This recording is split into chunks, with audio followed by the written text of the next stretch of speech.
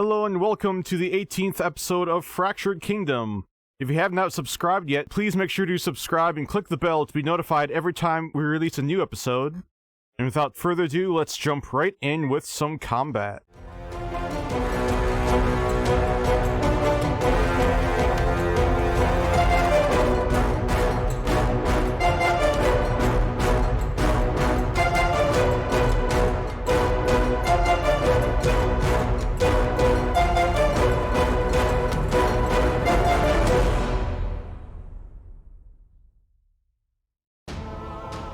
Last we left off, the Crown Gall was in the city of Petra investigating the governor Kyvern von Praefect after the noble Criston Levnonen addressed concerns that someone was impersonating the governor.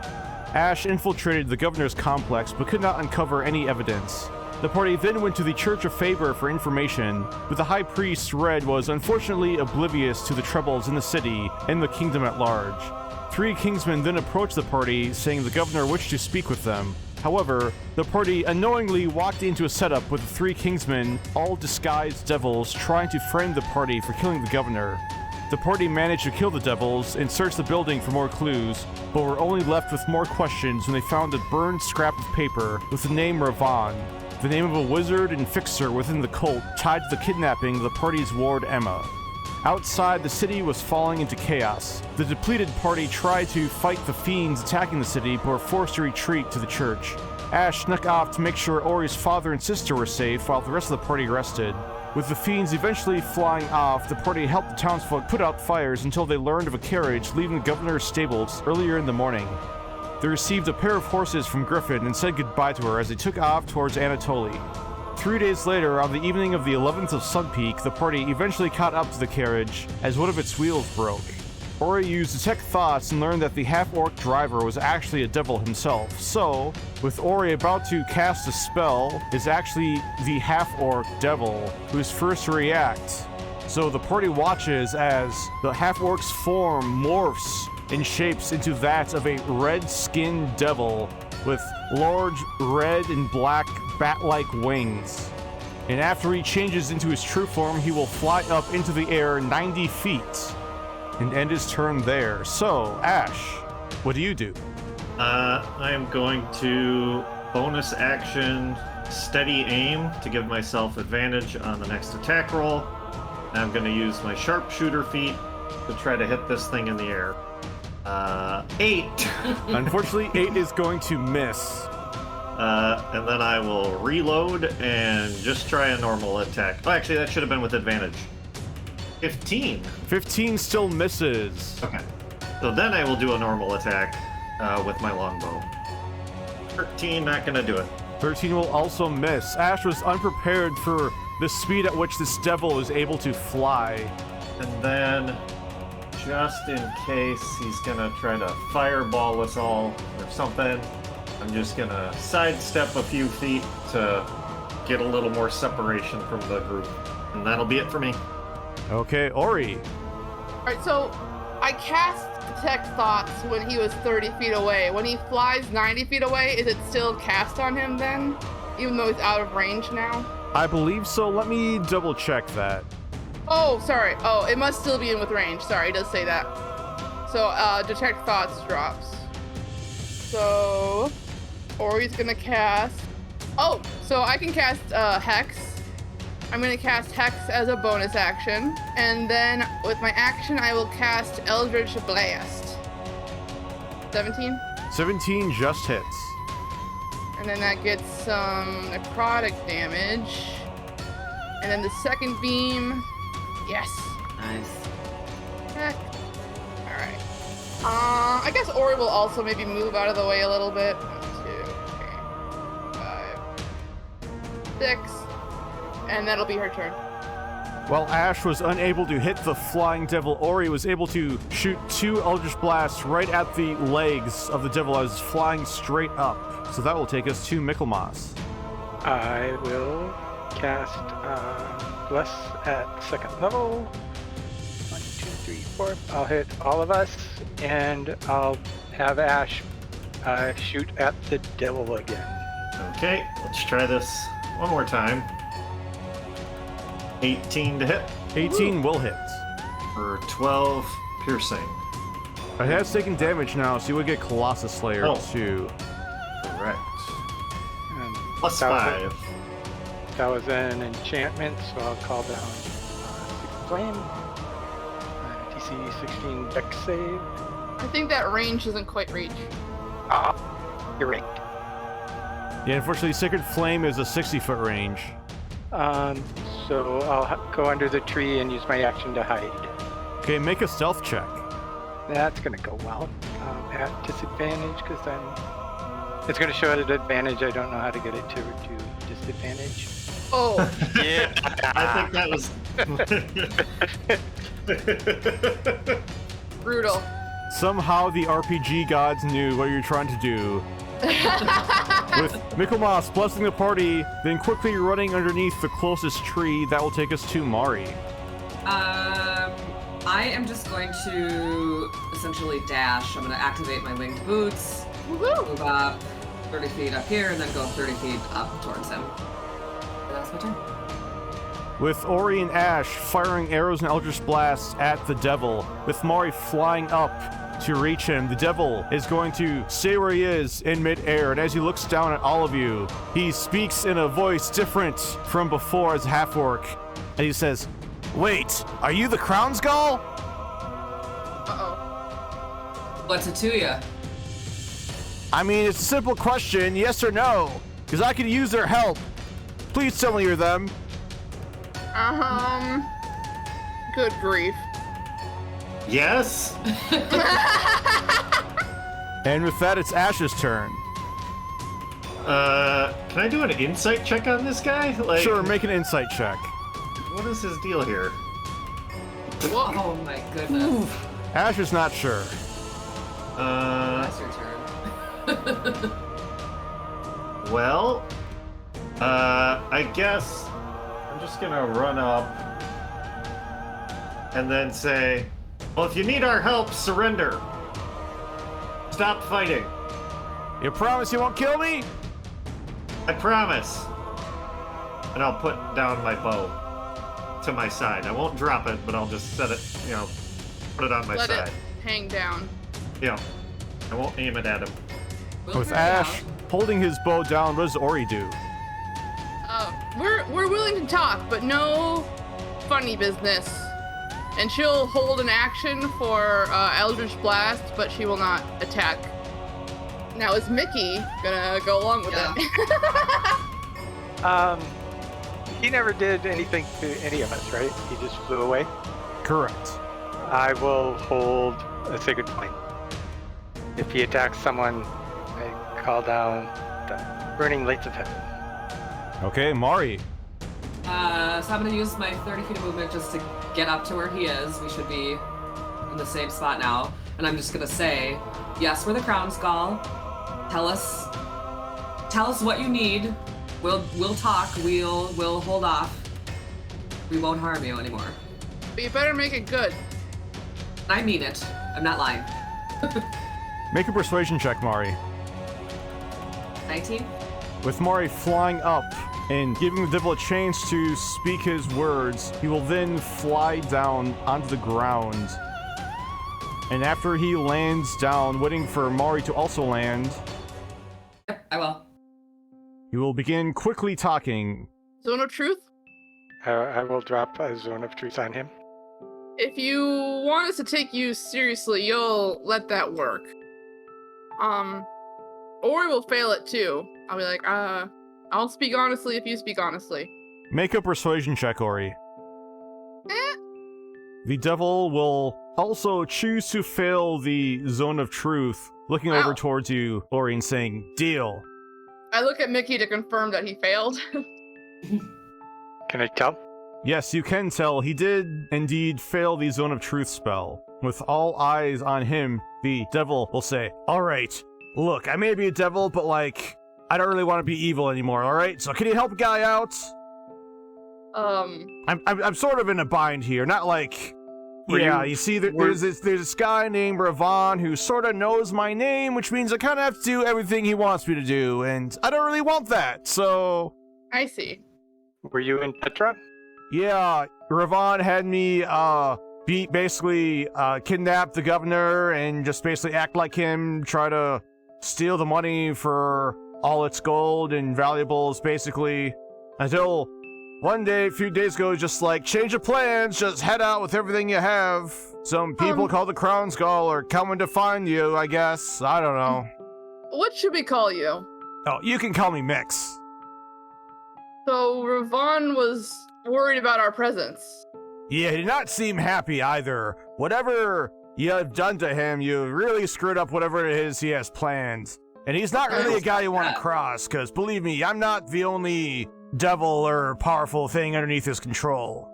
So where are all these gems and whatever that you collected? They may or may not be in a portable hole. Why exactly do you want to escape his control? Alright, listen, there's a difference between being evil and being evil, you know? I mean, Revaan, he's like a sadistic evil type, and I don't like that. I mean, I just want to chill, you know, the nice, cool confines of Infernus. I mean, if he has your name, I don't know how we could help you, even if we wanted to. Is there some way a devil can change their name? Make an Arcana check, Ori. So where is the portable hole and what exactly is inside that portable hole? You were kind of evasive earlier. Well, it may or may not be in my pocket right now, but you see, Revaan sort of ordered me to take it to him just outside of Anatoly, which means if you try to stop me from doing that, I'll sort of have to stop you from trying to stop me. Well, you could take us to Revaan and we could kill him. That would solve both of our problems, right? I mean, I suppose it would. That's What's all in the carriage? Oh, it's just a bunch of horse feed. I just sort of threw in a bunch of stuff. Your horses look kind of hungry.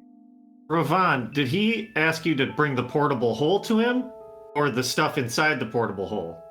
Because if the stuff inside the portable hole were to, I don't know, fall onto the ground and you still brought him the hole, you're not technically breaking your promise to bring him the hole. Mix will point over towards Ash with a smile and say, "You, I like you," but no, he specifically told me to bring all the gold and valuables I've taxed from all the people over in Petra and bring it with, because apparently it's supposed to get a lot more, but guess he decided to stop the whole shindig thing we were running. I mean, does anyone have any ideas besides following him to Revaan and taking care of Revaan ourselves? Do we think we can take on Revaan? What's Revaan like? Can you tell us a little bit about what we're dealing with here? Well, he's a red-skilled dragonborn. He's a wizard of some kind. I think a necromancer. I also think he's a lich follower. What was he doing exactly in Petra? Well, he wasn't in Petra. He just told me to get to Petra to try to gain control of some of the other businesses there besides the quarry and try to increase taxes. Basically just seemed to want some gold. Apparently they're trying to fund something. I don't know.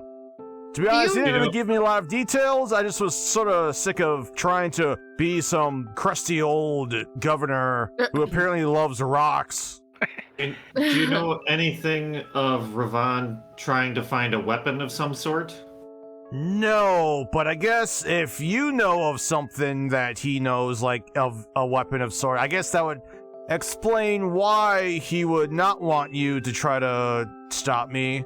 Do you know anything about the bounty that's been put on us by some devils, apparently? No, but if there is, that definitely sounds like something Revaan would do. Okay. So what do you know about the child that was living in the governor's mansion? Oh yeah, that was the governor's kid. And is the child safe? I mean, I assume so. I just sort of told his nanny to look after him before I left. I'm assuming she has him safe. Who killed the governor? That was me. Look, Revaan told me to do it, alright? I sort of had to. It's not like I wanted to kill him and try to fake being the parent of a kid. I'm not from that level of hell.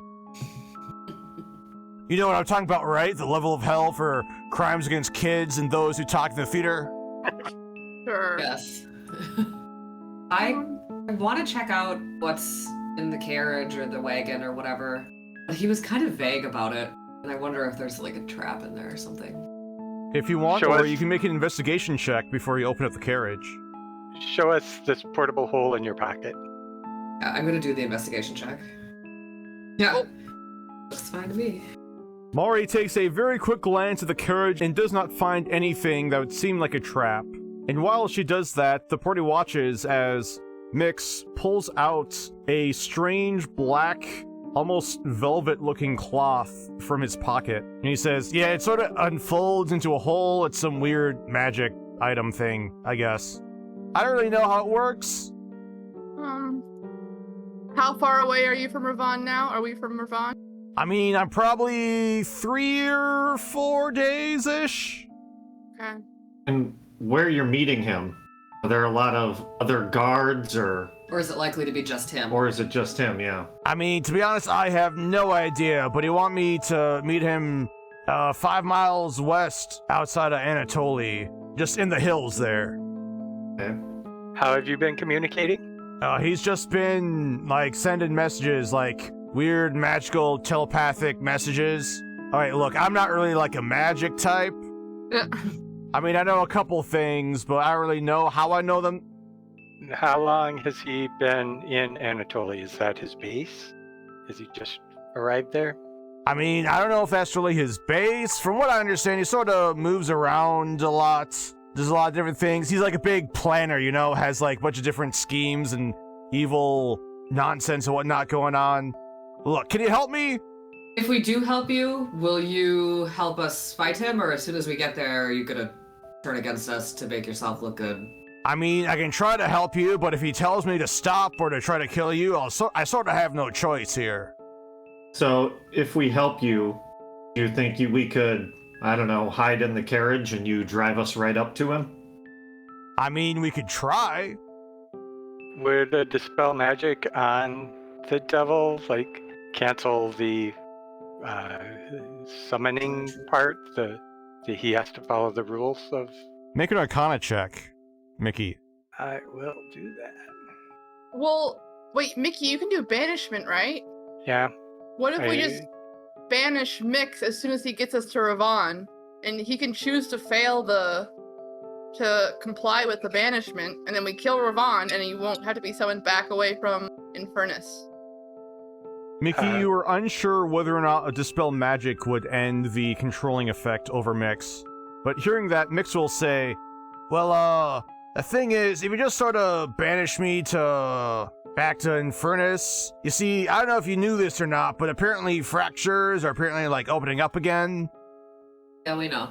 Oh, you do know. Alright, well, that makes things better. So basically, if one pops back up to Infernus, he's gonna pull me back through, I'm guessing. Like, immediately? I mean, I don't know. I don't know how often they pop up. I just know it's happening. I mean, that's how I got pulled through the first time. I'm just hoping we can banish you and then kill him before he's able to bring you back. He'll be too busy fighting us. I mean, I guess that might work. It's my vote. Yeah, it's probably our best bet to make sure there's at least So, one devil less. You know? once I cast the banishment, I have to keep concentrating on it for a full minute Oh, for him to be sent back there. So I would be both less useful, and if I got hit or anything and lost my concentration, that would be the mix would be right back here. If we knock But- him out before we get there. well, he should probably be conscious so Revaan thinks everything's okay. Yeah. But that is, if we want to try that, we could. If Mix tries something against us, I can banish him away, and then we do our stuff without him interfering. I suppose nobody has like disguised self or anything, so we could Pretend to be Mix. yeah, knock him out and somebody pretend to be him. I mean, I've got that giant robe. If I hooded myself and drove the carriage into where we were supposed to meet him, Does I Revaan could know pretend. what form you were imitating? I mean, he knew I was a governor. I don't know about I don't think he knows about my random half-orc disguise just sort of whipped up. I mean, so Revaan doesn't necessarily know what Mix is gonna look like. Mm-hmm. No, but I'm pretty sure he knows what all of y'all look like. Oh. Can we cast protection from evil and good on him? Or is this too far beyond that? On Mix? Yeah, he can't be charmed or frightened or possessed by... If he's already in like some He's sort of already- infernal yeah. contract with him, I don't know if And I that... don't think Revaan that- is a demon or devil or whatever. Yeah.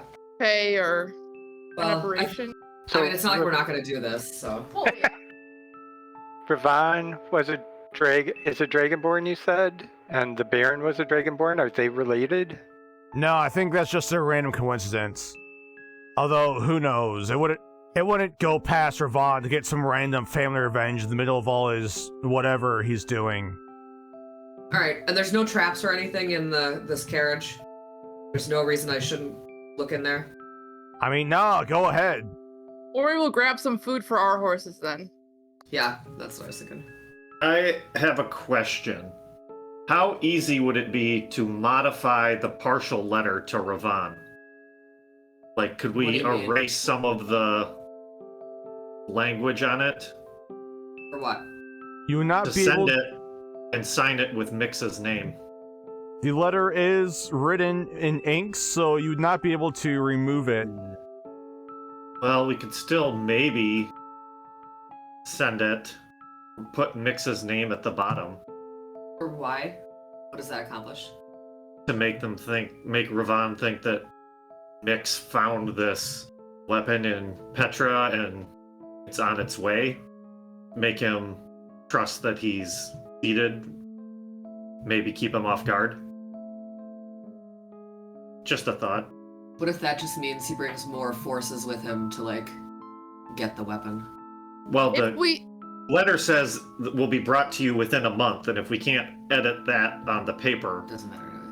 then it'll be pretty hard to... if we think we know what the weapon is, we know it's an Anatoly. True. Mhm. And they know it too because it was part of the contract. Yeah. So maybe that would be a bad idea, because then if they already have the weapon, then this whole Well, they don't will have the be covered. weapon. But they know Yeah, where. but Wait, This could I'm blow our confused. Could someone explain to me what these letters and contracts are about and this weapon? No. No. no, we're just chit-chatting, Sorry. coming up with a potential plan to help you. I'd rather Unless not. you know the better. And we want you to tell us that you're not going to tell Revaan, and you won't tell Revaan. I mean, I won't What tell we've him been talking anything he about. doesn't ask me about. He could ask you though, so Yeah. there's some things we don't want to tell you unless you're not under his control anymore. Okay, so I think the answer is yes, we'll help you. Yeah. We're gonna try and take out Revaan. But I think the best way is probably just... I still think we should have Mickey banish you as soon as we get there, just to see if we can kill him in a couple rounds before we can bring him back. I think that's the best bet, honestly. And we'll just hide in the coach, Yeah, stagecoach, when we get close to Anatolia. Well, carriage. well, why don't you show us what's wrong with this wheel here, and maybe we can get it fixed. I'll I pull out my mean- mending stone. Mick says, I mean, and just sort of points his thumb in his hand back towards the wheel. It clearly looks like it's the bottom half of it just snapped upwards. Do I know if this is something that we could fix as a group? I mean, Mickey's got mending. The mending, if that would fix it? Mickey does have mending. The rest of the party would have to lift up the carriage to make sure the wheel would be fixed in the correct position. But yes. Fine. Well, if we've got the immovable rod, all we have to do is lift up the wagon just a little bit and put the rod under there to hold Yeah. it in place. Brilliant. Yeah. That's really- Then we Easy. don't have to hold it for an extended period of time. Perfect. Alright, so we do that. Ori pulls out the rod. Mari lifts. Yeah, I'll try to help lift it. Using the immovable rod, the party is able to lift up the carriage and hold it up while Mickey uses mending to eventually, after a few tries, as there are a couple different pieces the wheel splintered off into, Mickey is able to use mending to fix the carriage wheel. Is there anything else good in the carriage? Looking inside, you find a couple of random candlesticks, which were haphazardly thrown in the back of the carriage. Great packing job, Mix. Mick says, "Hey, I was in a hurry, all right?" So you stole this from the governor's stables, right? Yeah. I want to see everything in the hole, too. Everything or... Probably a lot. Oh, fine. He opens up and unfolds the black cloth, and as he sets it down on the ground, the party sees the black cloth unfurls into a 6-foot diameter hole that looks to be at least 5 feet deep. You can't actually see the bottom of it. We're guessing it's at least 7 feet deep. You see, on the very bottom, the bottom is covered in a random assortment of coins, and above the coins are several other random candlesticks and other pieces of jewelry, a couple of random gems. And if we help you, I mean, you don't need all this, right? Well, he stole that from the people of Petra. That's got to go back to them. Right, we give it back to them. Yeah.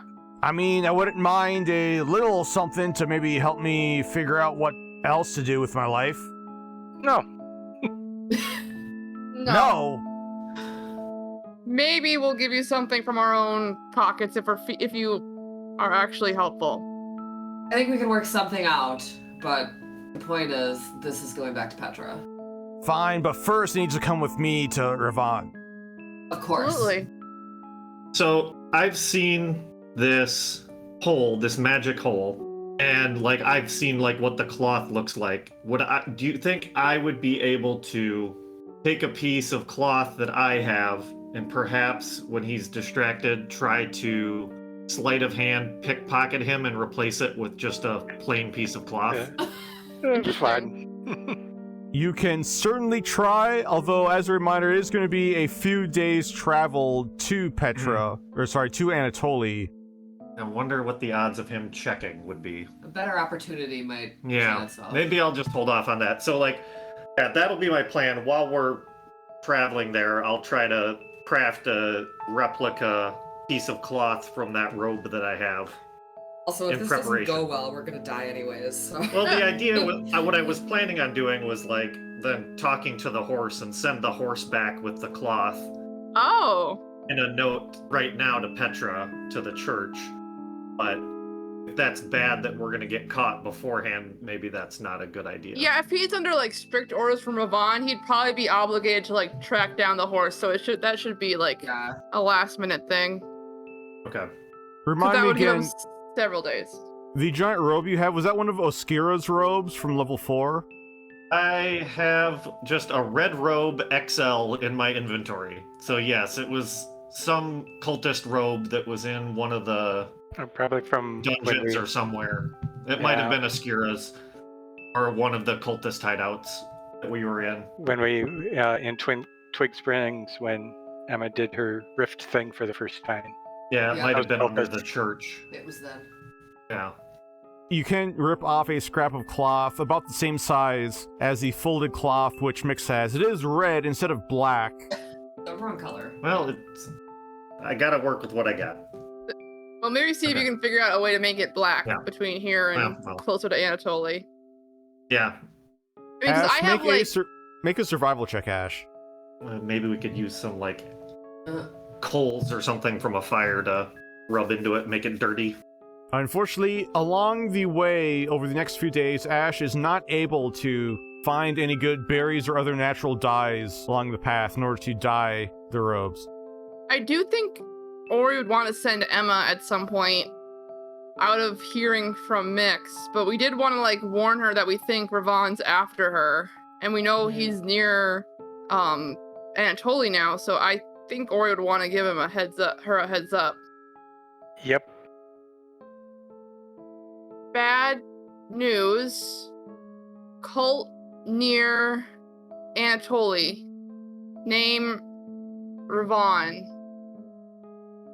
We think he wants your powers. Find someone you trust. Don't be alone. We'll be there soon. Love. Ori waits a moment, and then another moment, and there's no reply from Emma. There's no reply from Emma. I don't Emma like didn't that. reply. Emma didn't reply. She always replies. She's always replied. Let's get this done fast. Mix will spin around, watching Ori nervously run around everyone, looking very confused. Don't worry about it. Then, we don't want to tell you too much. No offense. Offense partially taken? Ori's gonna send to Alex.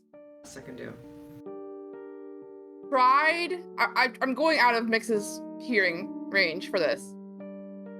I think she like went away to send to Emma, then came rushing back to be like, she's not responding, and then she's like going away again to message Alex. Emma not responding. Have you heard from her recently? What is your situation right now? We are going to Anatoly. Hope you're well. After a moment, Alex will reply to your sending message. He will say, I'm locked in Anatoly's armory. Emma's here too. I don't know what happened, but something's wrong with her. So yeah, Ori will come back and be like, Alex is imprisoned in Anatoly, I guess? And Emma's somewhere with him, but They moved him there's from Fort something Sylvan? there's something wrong. Well, I mean, it's connected by a teleportation circle. Anatoly and Silva have teleportation circles, so it probably wouldn't be that difficult to get Alex to Anatoly. We have to go. We have to go to Anatoly, yeah. Let's go. The party, joined by Mix, head off towards Anatoly. With the carriage fixed, and with the party now having 2 extra horses to rotate shifts, make sure they're fresh pulling the carriage, the party will be able to reach the outskirts of Anatoly in 3 days, which will be on the 14th of Sunpeak. And with the party entering into the eastern hills, getting close to Anatoly, what exactly is the party's plan on Mix's meeting with Revaan? Well, I think we should probably hide in the carriage, probably. Alright, Mix, if you see Revaan, you say greetings. If you see anyone else, just say something else, like hello or hi, or good day, or no greeting at all. Okay, I don't think I'm really the type of guy to tell someone greetings. Okay, well, okay, you get the gist though, so what word do you want to use? What if I just say hi, like really sarcastically, like I don't want to actually say hi to him? Are you sure you won't say that to anyone else though on accident? I mean, I won't say it sarcastically. That's too ambiguous. That's too ambiguous. When you talk to Revaan, what do you call him?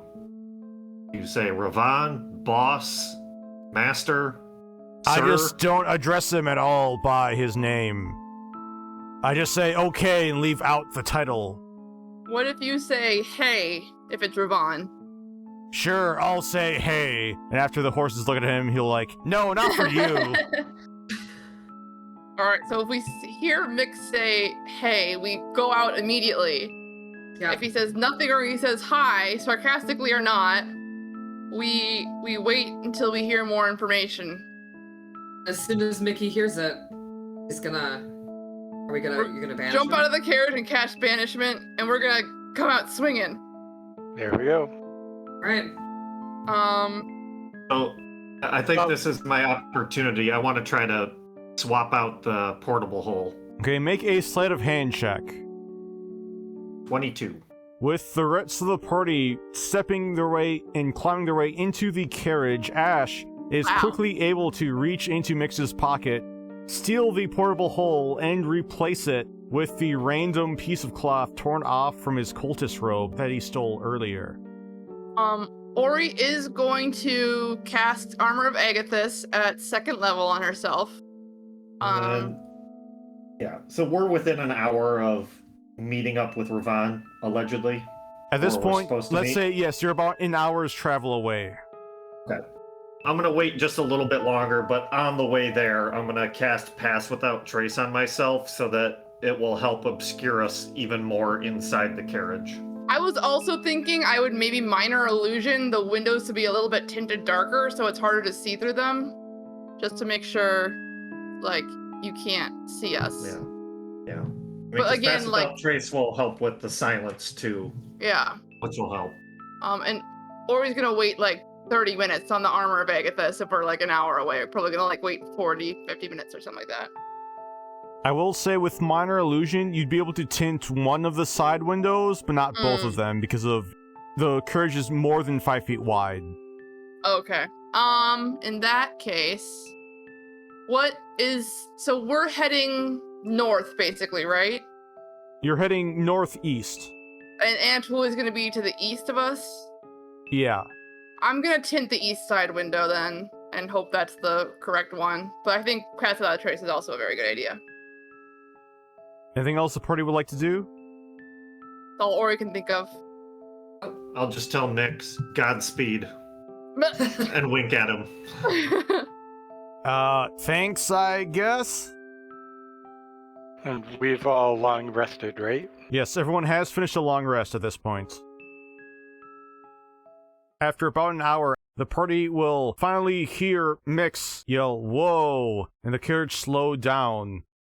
And after everyone waits in silence, let's have everyone make a stealth check. Plus 10. Right? Yes, plus 10 Yep. from Ash's Pass Without Trace. Ugh. 28. 17. Oh, Mickey. With everyone trying their best to be quiet, the party waits, and after a moment... Even worse, 4. Oh. That's 14 still. Well, isn't that 15? Oh yeah, because I got a Plus 1+1 dex. Oh, plus Oh, yeah. 1, so 15. Oh boy. With everyone trying their best to be quiet, but the nervousness creeping up within Michaelmas and Mari, the party will hear Mix yell out, "Hey! Revaan!" And with that, let's have everyone roll for initiative again. So, with Mix stopping the carriage, he is going to fly up towards Revaan and drop down the portable hole with Petra's gold down on the ground in front of Revaan's feet and say, "There you go." It's not a portable hole, right? It's a red piece of fabric. It's a red piece of fabric. And as Mix looks down, he'll realize there's been a problem here, a problem which will cause even more trouble for him. So, Ash.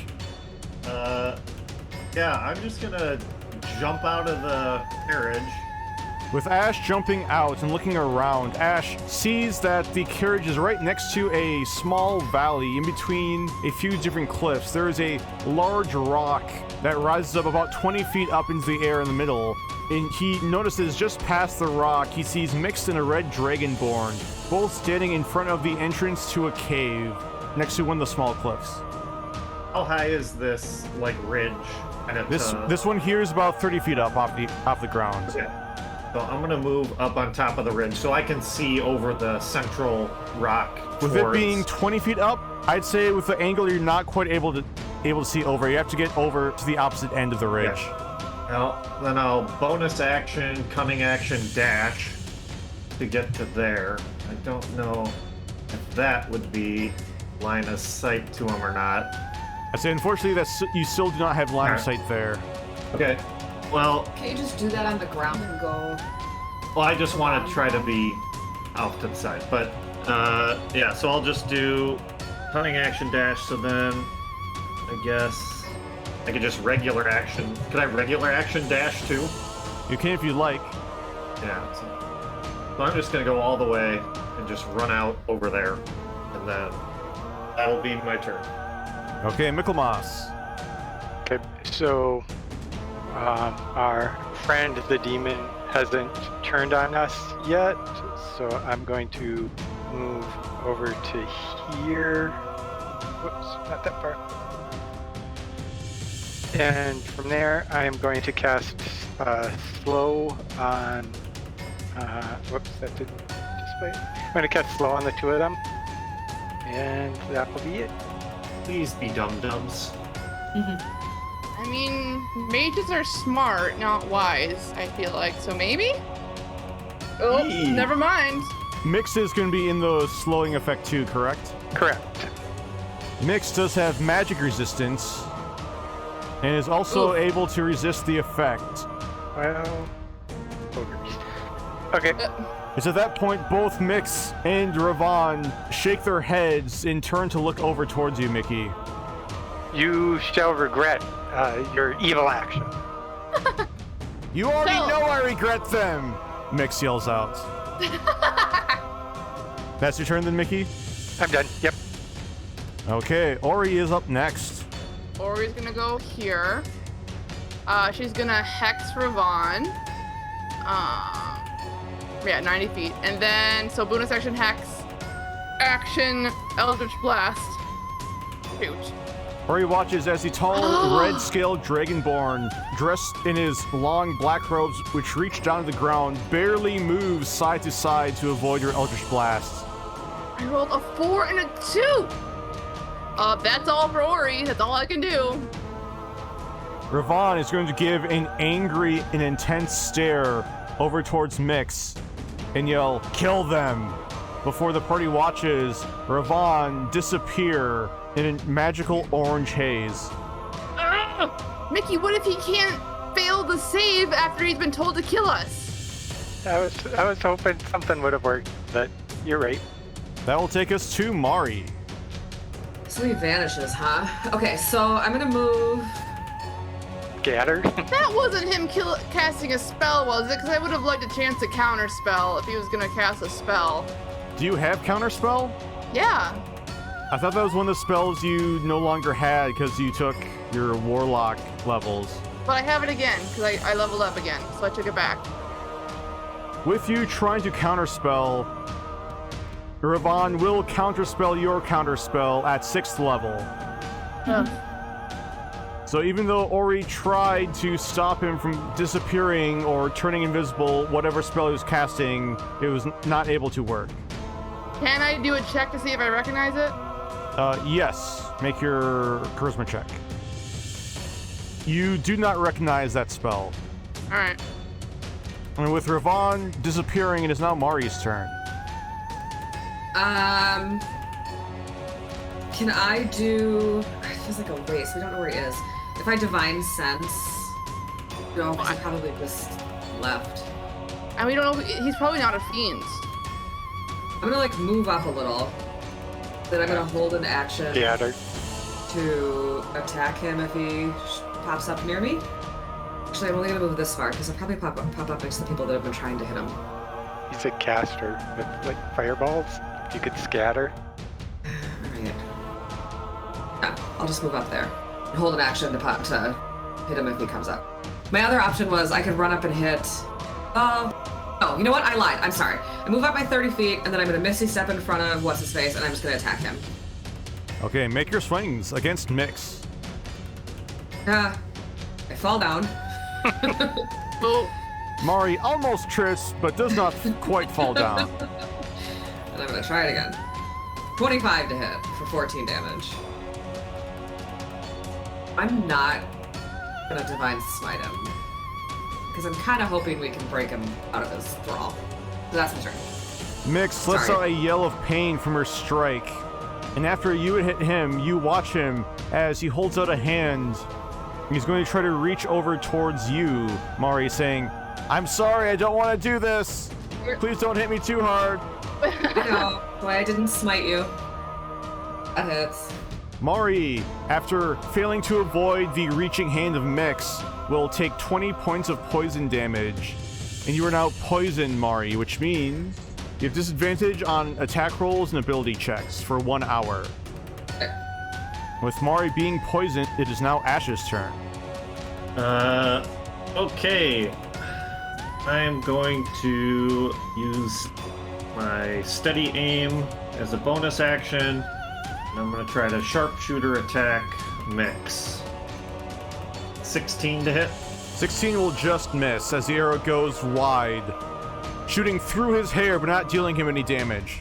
Okay, and then I'll just try a normal bow attack on him. 27 to hit. That one will hit. Okay, and then we'll get Colossus Slayer and Sneak Attack for an extra 3 whole damage. And then I guess I will... Oh, I can't move because I did steady aim. That's it. You should have 2d6 for sneak attack dice now, because you're a level 3 rogue.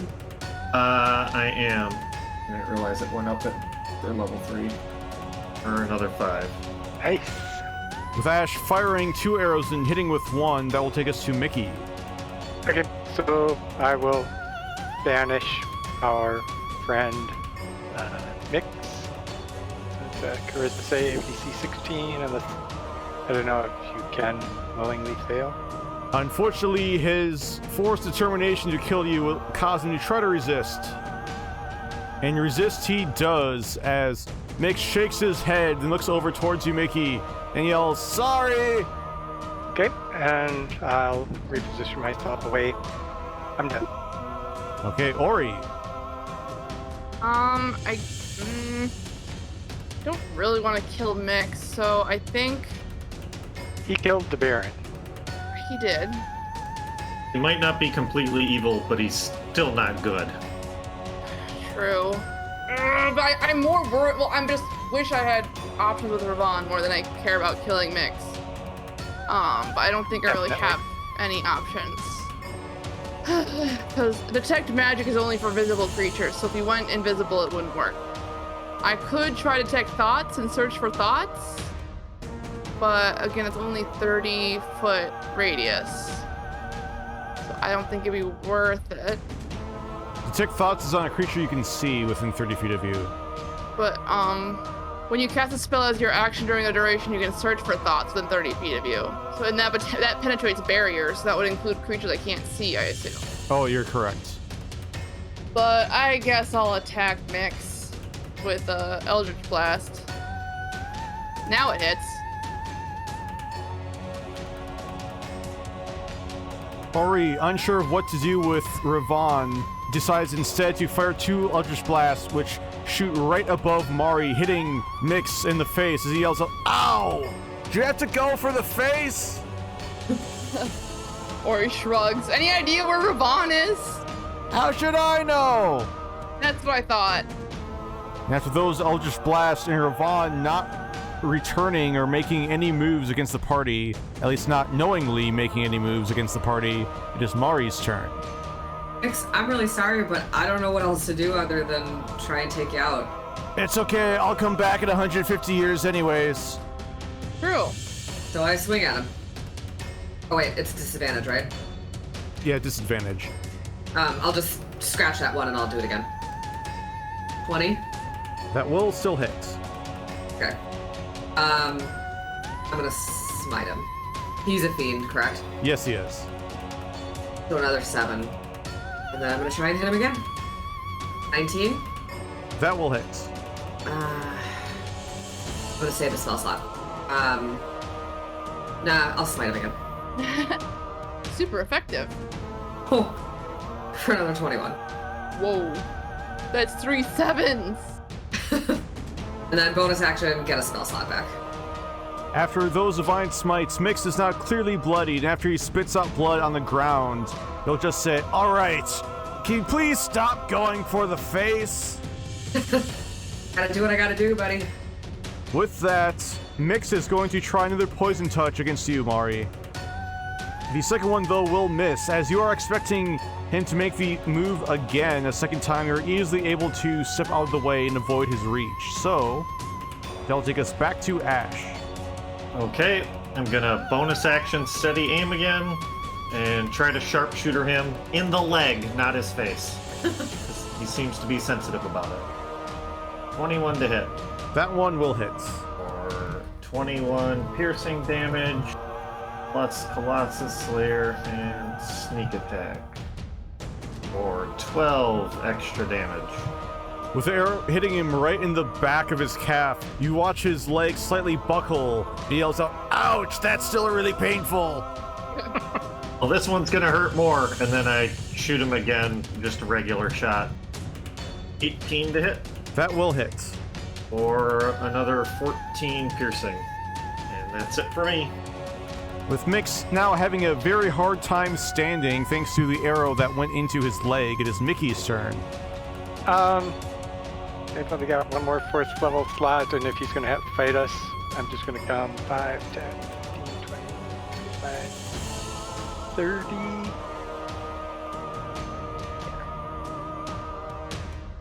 So as a bonus action, I will bless our party, and then I will call the Sacred Flames down on Mix.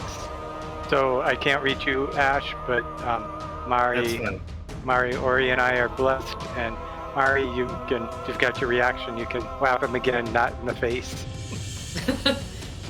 Fine, I'll go for his legs. Ooh. 13, and then D4. You need a 4. Hey! Yes! I got it. So that's another 11. Yeah, you do. Are you going to Divine Smite that one or no? No, I'm gonna save the spell slots in case Revaan shows up. With Mari swinging at his leg and hitting, he falls down on one knee, and then you will try to avoid the falling radiant flames, and will quickly be able to stand up and avoid the sacred flame falling down from Mickey. I just sucked at it. Magic resistance also helps a lot. Give yourself a break. And with Mix looking like he's on his last leg, literally, it is now Ori's turn. Yeah, we're gonna Eldritch Blast. Oh, I'm blessed. Mm-hmm. Ow! 16 will just miss, unfortunately. Well, second Eldritch Blast. There we go. How would Ori like to do this? Oh! I think Ori's gonna kind of look at him and kind of give him a sad smile and just be like, well, we tried. Maybe I'll see you in 150 years, and blast a hole through his chest. With the Eldritch Blast going straight into his chest, does not quite go all the way through, but still provides a large indent in his chest. And after Mix falls over onto his back, his eyes will look over towards you, Ori, and he'll weakly say with his last dying breath, "See you then." And after his eyes rolled back, his body slowly dissolves into black ash. I cast a locate creature looking for Revaan. If he's within 1,000 feet of us, I'll ping him. Casting locate creature, you focus using your spell, and you do not sense Revaan within 1,000 feet of you. I'm gonna lay on hands myself, because I think with 5 points, I can neutralize 1 poison. Yeah. I don't know if this is a magical poison that doesn't work on. No, that will work. I didn't want to waste an action. Well, I was gonna say otherwise you'd have, like if Mickey had lesser restoration, he'd have to use a spell slot for it. So that's good. Mickey still has 1 healing salve, which would actually work on that too. 5 lay on hands is nothing. I just didn't want to waste the action in combat.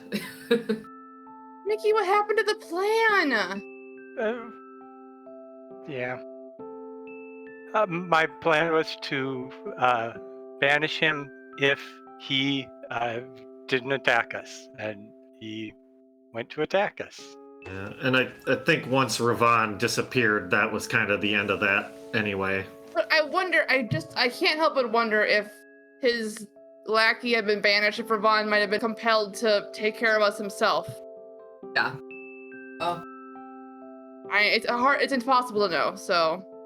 Is there anything going on in this cave? Is this a cave or is this just a cliff? Sorry. You said it was a cave. Yes, there is a cave underneath that cliff right there.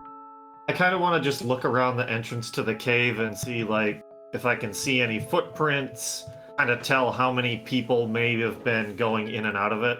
Make a survival check. 14. You do find a few different sets of footprints, one of them presumably from Revaan. You're not quite sure the exact number of people who have walked by there. But with Ori moving into the cave, it is unlit. The area itself looks to be roughly 40 feet long. It does slope downward. The ceiling at its highest point appears to be maybe 10 feet tall. You don't actually see anything inside the cave, besides a few blank sheets of paper. It appears that whatever use Revaan had to this cave has since been cleared out. I'm just in case I'm gonna take my wand to detect magic out and use a charge. Okay, with Ori pulling out her detect magic wand, you do not sense anything magical inside the cave. Alright. Yeah, this is Is nothing. it just a little Dead end cave, or does it go farther back? It only goes maybe about 40 feet back. At its widest point's maybe 20 feet wide. It's not very big. Right. My locate creature lasts for an hour as long as I'm concentrating, and so you're no longer blessed, folks. So I'll keep concentrating, and if we come within 1,000 feet of him within the next hour, it'll ping for me. We need to get to Anatoly. Yeah. Do you want to send one of the horses back with No, I think. Should we trust that? No, I don't know if I can get the horse back there safely anyway. Okay. The horse, it's probably too far, 6+ days ride for a horse on their own. It's too far, I think. Perhaps we can, I hate to say this, entrust the kingsmen to get the Absolutely stuff not. back. It will not make it back. But But let's get going. We gotta hoof it. well, maybe we can. Oh, maybe someone at the college can help get the stuff back. That I would do. Eventually. Maybe. So we have to find Emma.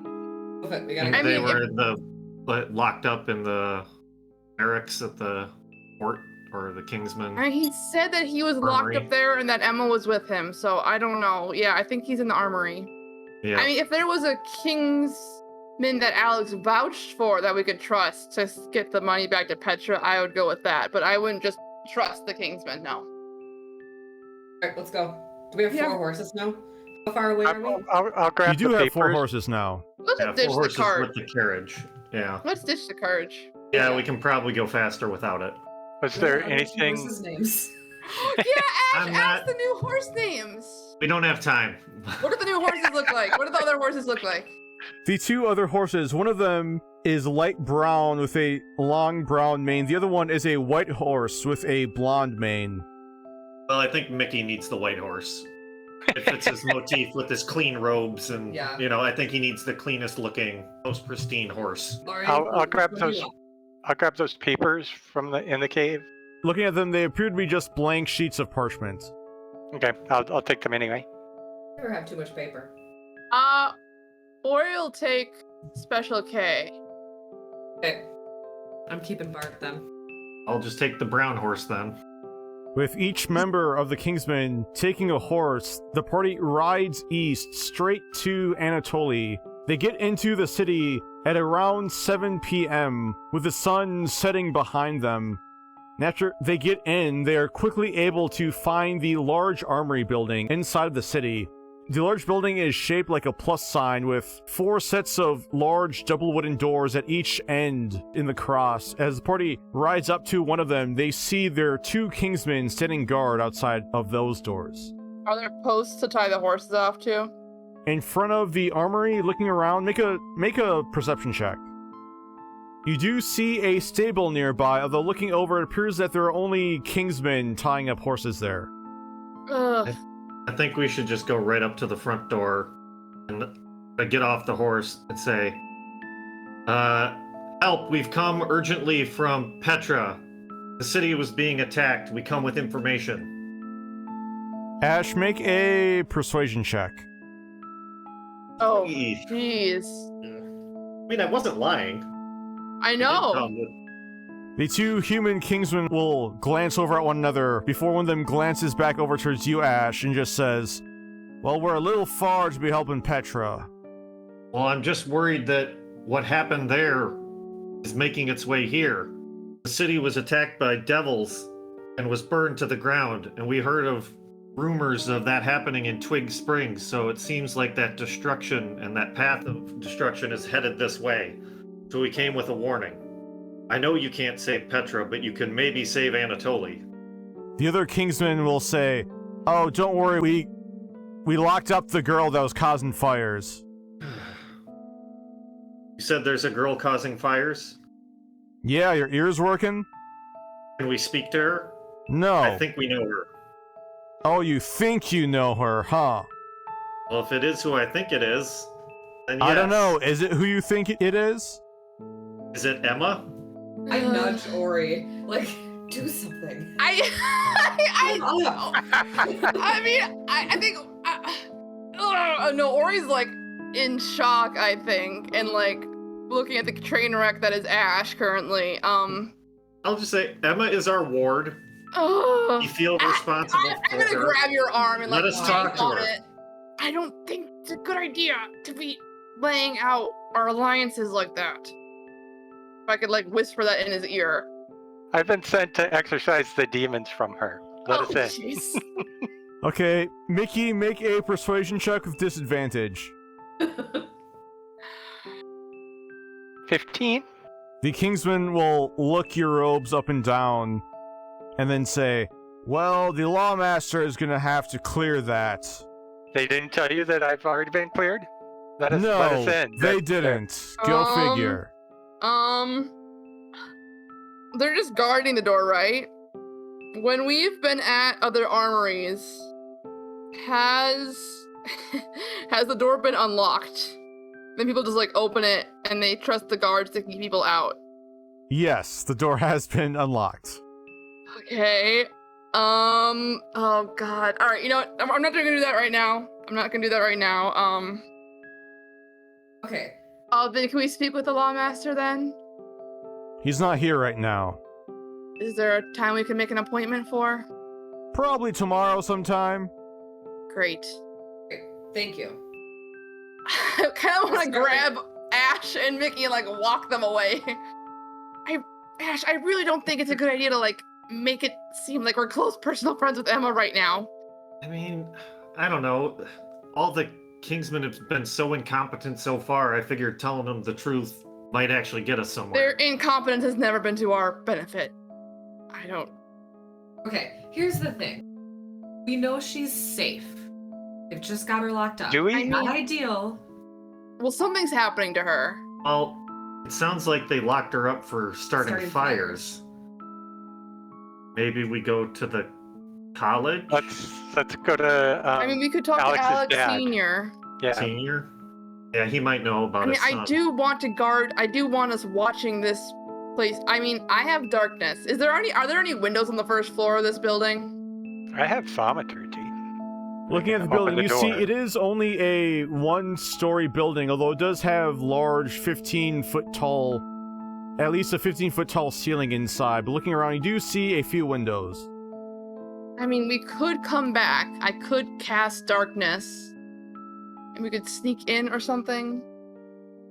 I was half tempted to cast darkness on the guards and just sneak past them like that. And I could always try to sneak in if you want to, but there's always a risk of doing that. Yeah. And there's not much I'd sneak in and maybe I'd find Emma, but I don't know if I'd be able to do anything. I'd just get information. Let's go talk to Alex Senior. Go to the college. Get all the information we could possibly get. Yeah. I mean, I can try Or I could sending... just knock these two guys out and we could go in and get her. I don't feel like we should get arrested too. That's gonna alert someone almost certainly. We get inside the prison. I think we could try breaking in tonight. If I use darkness, it could really help us camouflage our activities. But yeah, let's try to get more information. Let's go talk to Senior. Let's try to find him at his shop first. The party heads over to the Amethyst Workshop on the opposite side of the city. There, the party does not see any posts to tie up their horses there. Heck. I take out the immovable rod, turn it sideways, click it, tie the horses to it. The immovable rod to save the day. And now, with the horses secured, the party walks into the small, nondescript building which holds the workshop. Stepping in, the party sees the small, empty room, empty save for a small counter and a staircase leading down underground into the actual nuts and bolts, so to speak, of the workshop. After the party walks in, they wait a moment before they hear a voice downstairs yell, "Be up in a moment!" And after a minute, the party sees Alex Princeton Sr. with the same salt and pepper, blackish hair and goatee. Stepping up, he gives a smile towards everyone. He says, "Hello again. Are you here about Emma and Alex?" We are. Yes. What's going on? We've heard they're in trouble. Yeah, well, before we get to that, I just need to say, from what Alex told me, you all saved his life out there? Oh. Yes? I mean, yes and no. I mean, he's not going to be the same. We may have saved his life, but he's breathing, so yes. Thank you. So But he's in prison for punching the general? Yeah. Not quite sure when he's gonna get out, but he shouldn't be more than a few more days. Does he have some kind of sentencing or some kind of trial, or is it just like being held until they feel like it? Yeah, there's Kingsman, there's some paperwork or something needs to be happening. He's gonna get fined, kicked out of the Kingsmen. He'll be okay. Emma, on the other hand, a few days ago, apparently, there were a few people who tried to grab her and kidnap her. Oh. We know who that's the cult. That's almost certainly the cult. Yeah, that'd be my guess too, judging by their dark clothes. That or the Thieves Guild, although I don't really know why they'd want her, but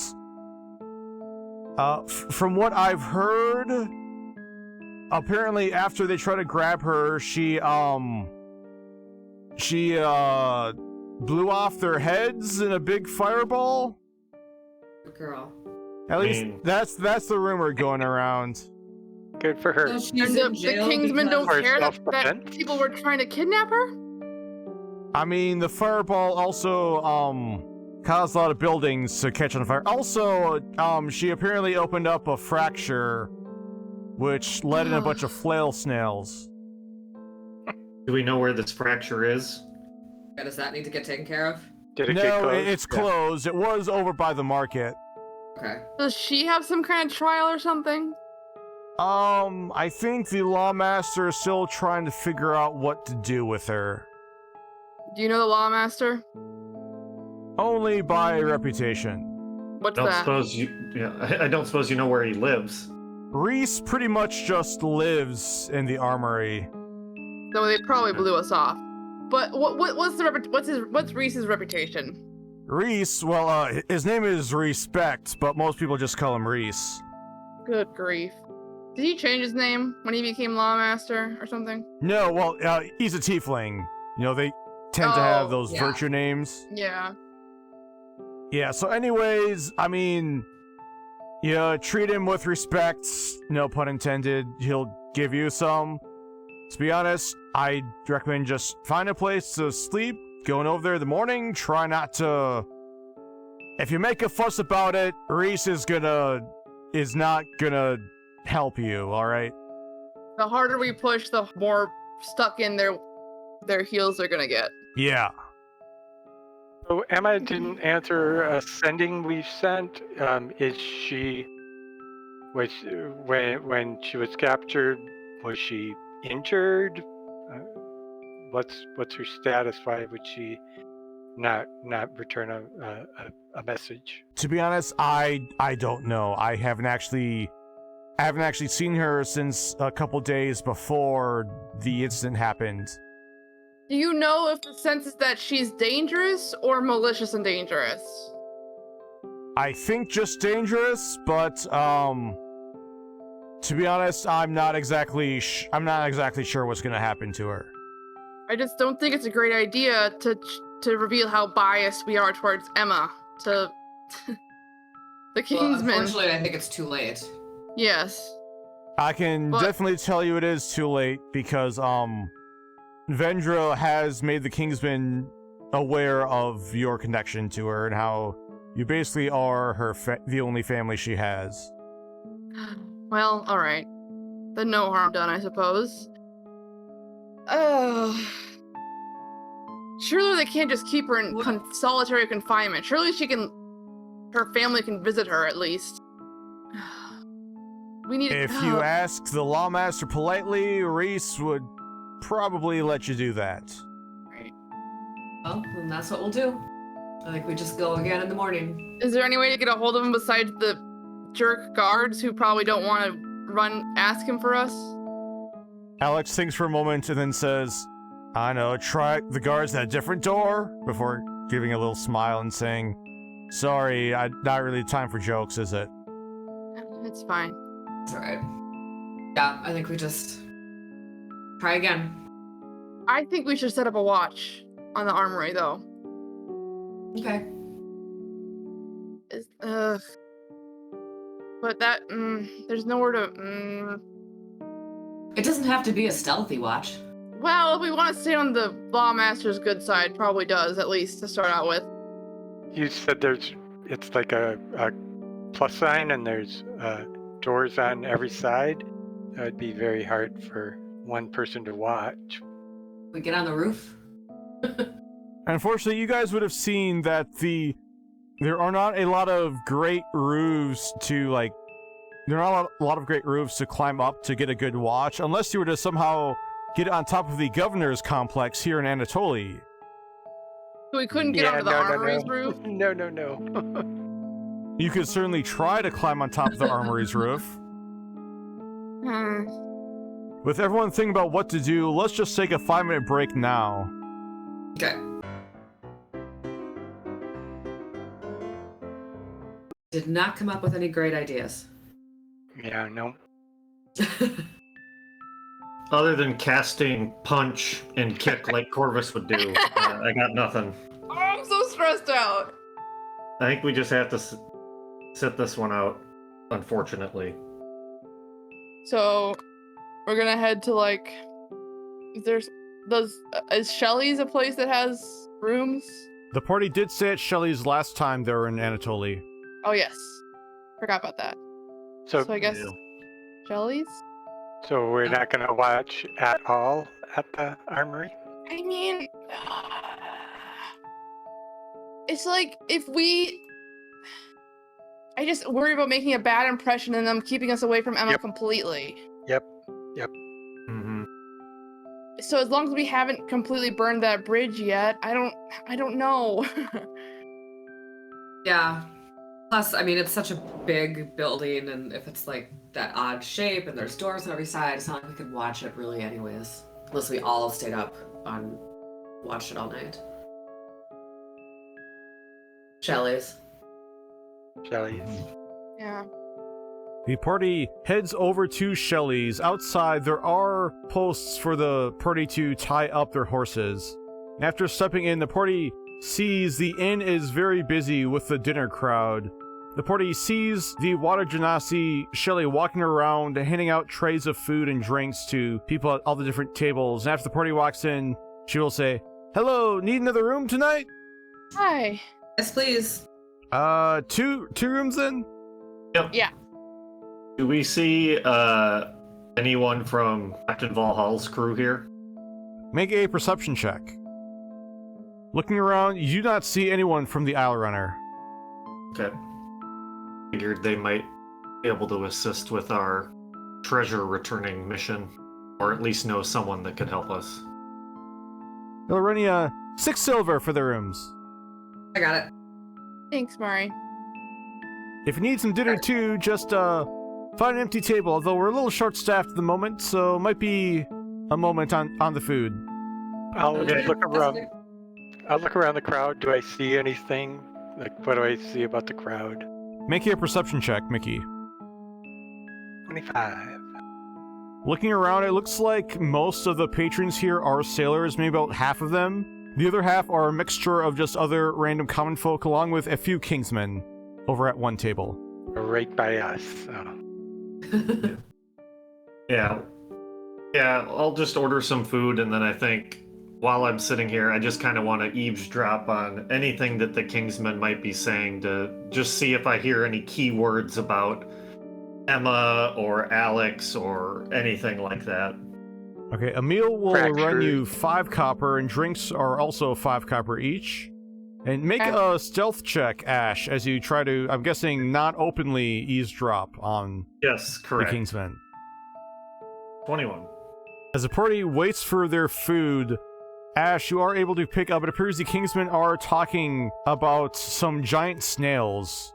And apparently they just killed the last of them. Those are the snails that came. Is there a Kingsman in the group that seems to be in charge? or one that the rest are differential to at all? Yes, looking over, you see one of them is a Githyanki woman who appears to be a captain. You know what? I got the sorcery points. I'm gonna cast detect thoughts with sorcery points on her. Using detect thoughts on the Githyanki, you see her thoughts are definitely relief that the day's over and they finally found the last of the weird giant snails. Okay. Using detect thoughts... Wait, do you get a visual on their thoughts? I can publish the... It just says I get their surface thoughts. So I feel like if there were visuals to their surface thoughts, I could see it. But I mean, I guess that's kind of your call. I'll say no, but you mainly sense relief that her workday is done. I'm gonna just check the other two real quick, just to see if they're thinking anything different. As long as I got this spell going. Checking the other two, who appear to be both human men, you sense one of them appears to be very hungry, the other one just appears to be really bored. Alright. Yeah, I'm not gonna probe any deeper anybody, so I'm just gonna let that drop. I want to flag Shelly over and buy a round of drinks for the kingsmen. Oh, I can most certainly do that. Just tell them thanks for taking care of those snails. Will do. Nice. Are you in town for them? We were not. We heard about it. Yes, it was crazy. They're giant, too. I mean, must have been at least 10 feet long, had these weird antenna things on top of them. Strange. Where in town was the fracture? Alex up at the market. Did you ask Shelly about the fracture, Mickey? Yeah. She'll say, well, I didn't hear anything about a fracture. I just heard something about some snails invading. So, did Alex say fracture? Or did we just imagine that? Alex said it. Alex Sr. did say fracture. Okay. But Shelly will go over and give a round of drinks over towards the kingsmen. The Githyanki captain will raise her mug and give a smile over towards your table. I'll just nod. Did Ori, when she was reading the surface level thoughts of the Yankee woman, were there thoughts of fracture there or just snails? You do not catch any thoughts about fractures in her surface thoughts. Amari definitely wants to just eat, get through the night, get back over there. Yeah. So she's like, when the food comes, she's gonna eat. Get up to the room. The food does eventually come. It appears that it is roasted tuna for dinner tonight. Ooh, Oh. delightful.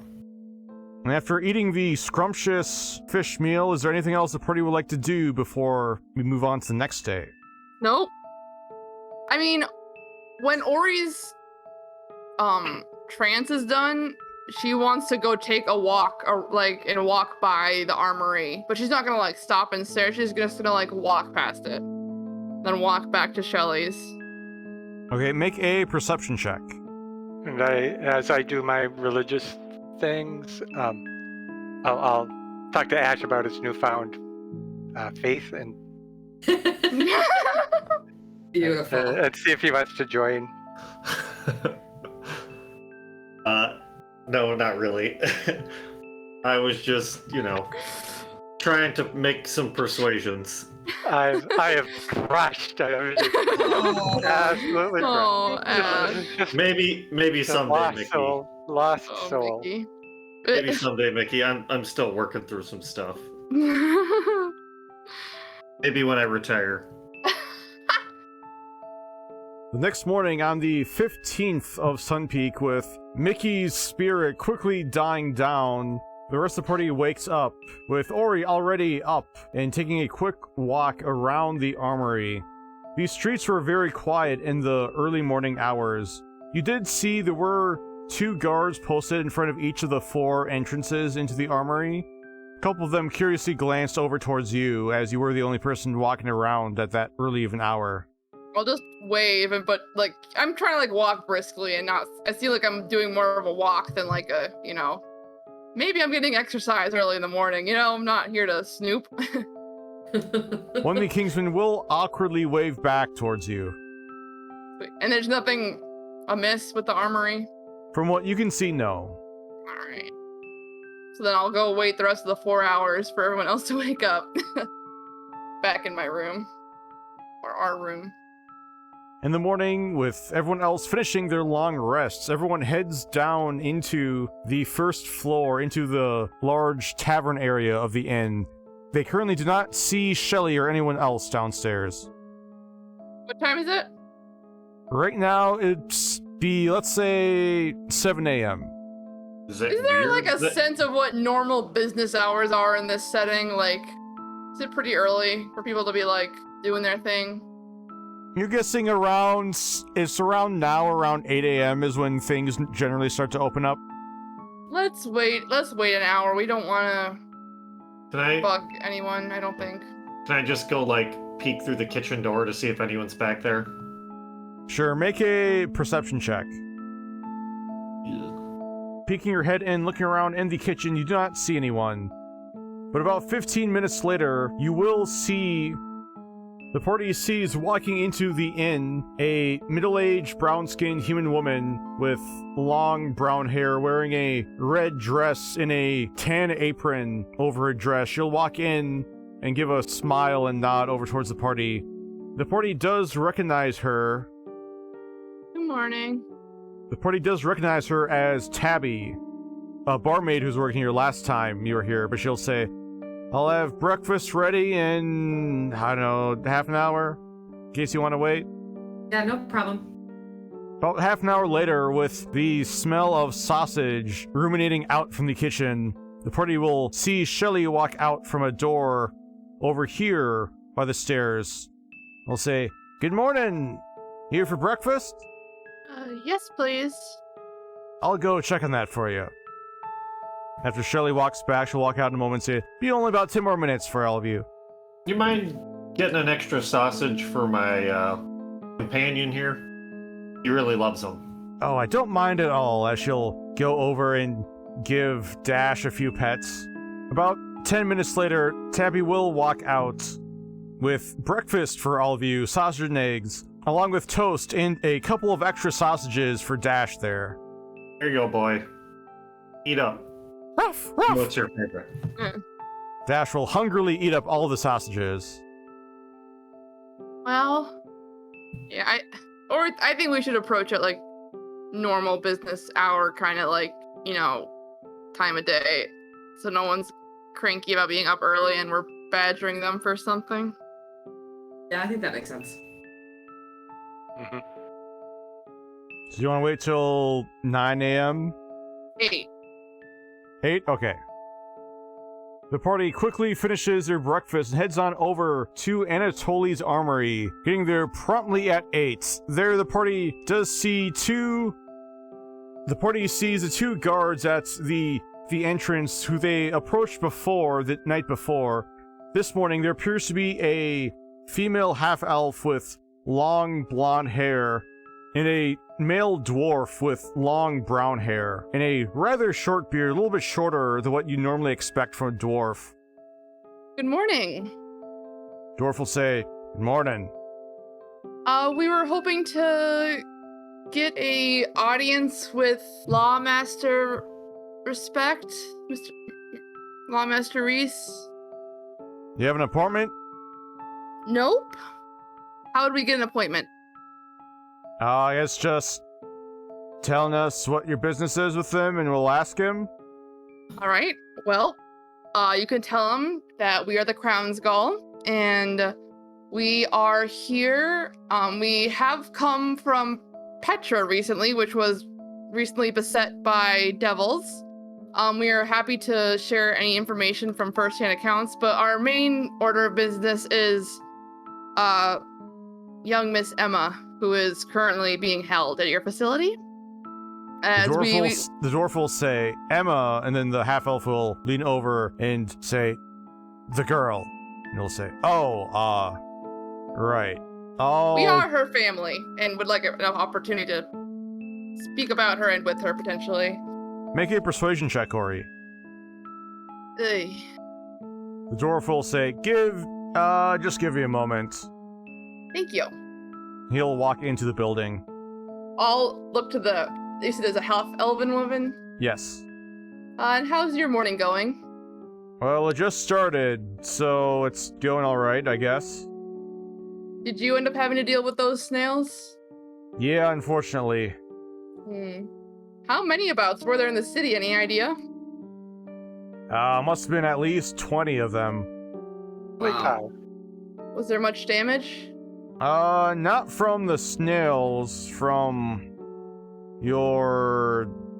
She'll look confused for a second and say, daughter? Sister? Sorry, I don't mean to presume, but... No, it's fine. Sister Our ward. works. Yes.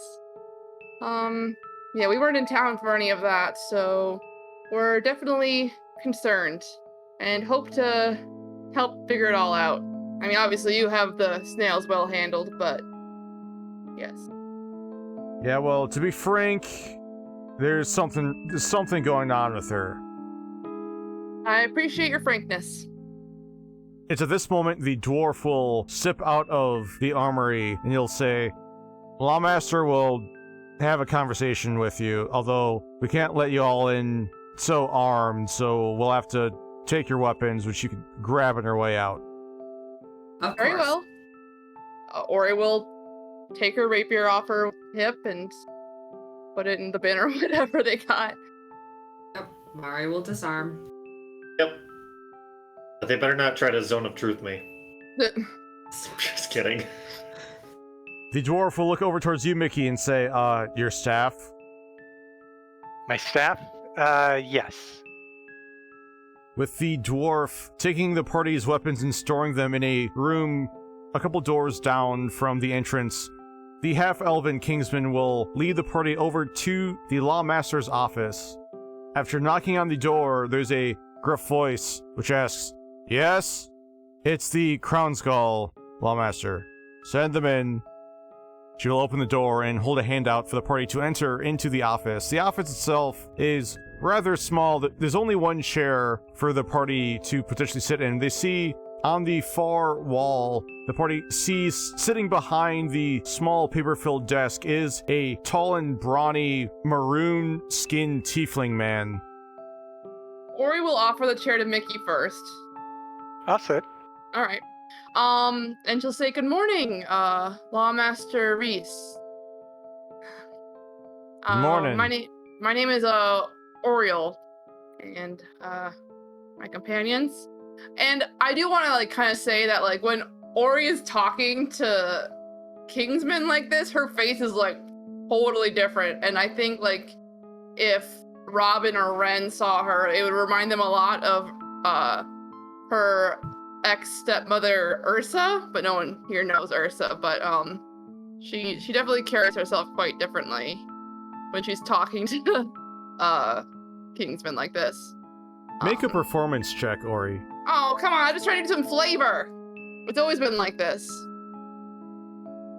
Nice. See if I give you flavor in the future. Okay, but yeah, she'll say, so obviously we're here about Emma. Is there anything you're at liberty to tell us about her situation? You were not in town when the incident happened? No, we were just recently in Petra. I don't know if your man mentioned that, but we have just come from Petra. Alright, well, are you aware she could, cause fractures? We were aware her magic had some instabilities that we were hoping she would get control of better with teachings at the university. Yeah, well, she apparently still needs to work on that. Yes, though I assure you she does not have a mean bone in her body. This was, I'm sure, entirely unintentional on her part. She blew up the heads of 10 people. Who were attacking her? Yes, but if she has trouble controlling her powers, and that can happen, and she can do that to 10 people, You see where I'm getting at? Of course, she's obviously a liability. I just wanted to make the point that it's not malicious. She only appears to have outbursts like this when she is being threatened by somebody else. As long as she is in a safe and controlled environment, these outbursts do not happen. And I would presume that the attack is what caused the sudden reaction of uncontrolled magic. Let's have Ori and Ash make persuasion checks. Nice. The Lawmaster will say, I believe you when you say she does not have malicious intent, but the fact still remains that she still has much to learn to control her powers. Now, it is my job to make sure the city stays safe. Certainly. So, do you know what your plans are with her? Is she to go to trial? You certainly can't hold her indefinitely, and she certainly won't get better control just sitting in a cell, I presume. Well, based on witness reports, there won't be any charges brought up against her. So she's being held without being charged? She's being held for her safety and the safety of the city. And how long do you expect that to continue? The Lawmaster will look at you, Mari. When was the last time you've spoken to her? It's been some time, and that was going to be our next line of inquiry, as it were, if we would have the opportunity to see her. He'll nod and say, all right, follow me. And as he stands, he'll say, you'll hopefully see why I'm hesitant to... You'll see. The party follows the Lawmaster out of his office. They follow him down into one of the other legs of the armory. A couple kingsmen passing by will stop and salute the Lawmaster as he's walking by. And as he walks over into the cell area, the party will see Alex standing by one of the cell doors. He will lean his head up against the bars to look over towards the party as his eyes light up with surprise. Alex, hi. Hi, I did not expect you to get here so quickly. I said we were coming. I know, but I just assumed with everything going on in Petra, you might be delayed a little bit longer, you know. We got some horses. Well, I suppose that would do it. He stops stopping as he just stops to look over to the cell across the way from his. The party sees inside that cell is Emma, who's currently curled up on a bed in the corner. Ori will approach quietly and be like, Emma? Make a perception check, Ori. Ori hears Emma mutter, stop it, stop, over and over again, underneath her breath, until she finally lifts her head up and looks over towards you, Ori, and she quickly stands and runs over towards the door, saying, Ori, is that you? Yeah, and Ori's just gonna reach through the bars to try to hold her hand or kind of hug her through the bars or something. Emma will try to awkwardly hug you with reaching her arms through the spaces between the bars in the door. Hi. Oh, I'm so sorry about everything that happened. And then Ori's gonna talk into her mind so the Lawmaster can't hear us and be like, how are you? How are they treating you? What's up? What's going on with you? I don't know, I don't know how I did what I did. It's just, no, stop it. Just stop talking, please. Who are you talking to? I think this is in our heads. Oh, it's in your head. Okay. I'm assuming Emma's responding to me in telepathic speech? Yes, telepathically. Okay. Who's talking to you, Emma? I don't know, it's just the voices from my nightmares, they just won't stop.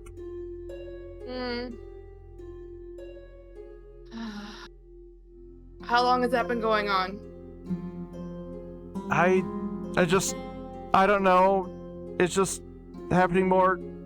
Stop, please stop. Ori's gonna like hug her tighter and kind of look at the Lawmaster and be like, I do see what you mean. As at that point, Emma will walk back over towards the bed and curl up again with her arms covering her head and ears. I want to use detect thoughts. I'm gonna cast it with sorcery points on Emma. Can I hear the voices she's hearing? You can hear the voices. Ooh. You hear this weird mix of dozens of different voices. Ori, make a history check. Oh boy. Whoa! Yes. As the Good, voices, as you hear all the different voices speaking to your head, they keep repeating different things. You're a murderer. It's your fault. You're a danger. You hurt people. As the dozens of voices are all speaking at once, you notice some of the voices seem to speak at once. It's not only different people saying different things at different times, some of the voices speak at the same time. And throughout the weird chaos of voices speaking into her mind, when those voices do speak together, they form a strange, deep, discordant voice. A voice which you recognize from some of your own nightmares. Oh jeez. Emma, they're lying. I know it's hard to hear, and I wish you didn't have to hear it. And this is out loud, but it's not true. And we're gonna help you. It's gonna be okay. Emma says, just make them stop. Just stop. Could protection from good and evil, could that help? I'm turning to Mickey and Mari when I say that. So yeah, I will. I'm not sure what voices she's hearing, but I'll cast protection from good and evil on her, and if that doesn't work, I'll cast lesser restoration. For protection from evil and good, it requires a material component which is consumed, which I guess I missed the previous times you've cast that spell. ah, shoot. But you also do not have your staff with you. But I do have my shield, which has my emblem thingy on it. Oh, that's right. However, protection from evil and good does have a spell component that's consumed, so you would actually need that separate from your holy symbol. Do you have any Oh. holy water? Mickey can make holy water in like an hour, right? 10 minutes? Otherwise, I've got that silver dagger that I turned in, but we could get some powder, like try and knock some powder off of it. The spell, it's a first level spell called Ceremony. It requires 25 gold worth of powdered silver. That will turn 1 vial of water into holy water. So I'll try lesser restoration. Unfortunately, it appears you're not quite able to reach out and touch Emma while she's curled up on her bed. Okay. Alright, I'm gonna turn my attention to Alex and talk into his mind and say, how are you? How are they treating her? Do you know when you're gonna be able to get out? He'll reply back in your head, I'll be fine. I'll be fine, don't worry about me. It's just, I just don't know what's gonna happen to her. The cult is after her. There's a necromancer by the name of Revaan who is near Anatoly. We saw him yesterday, but he evaded us when we tried to get at him. Alex will look away and let out a long sigh of frustration. And he'll reply to you in your head, Ori, well, that's... I just wanted you to know, so you can be in the loop. We're trying to figure it out right now. Okay. Thank you, but I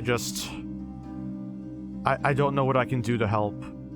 Alright, I'll guess I look at Lawmaster Reese and be like, well, our cleric Mickey, he can perform a healing spell of sorts with the proper material components, could we return and try helping her?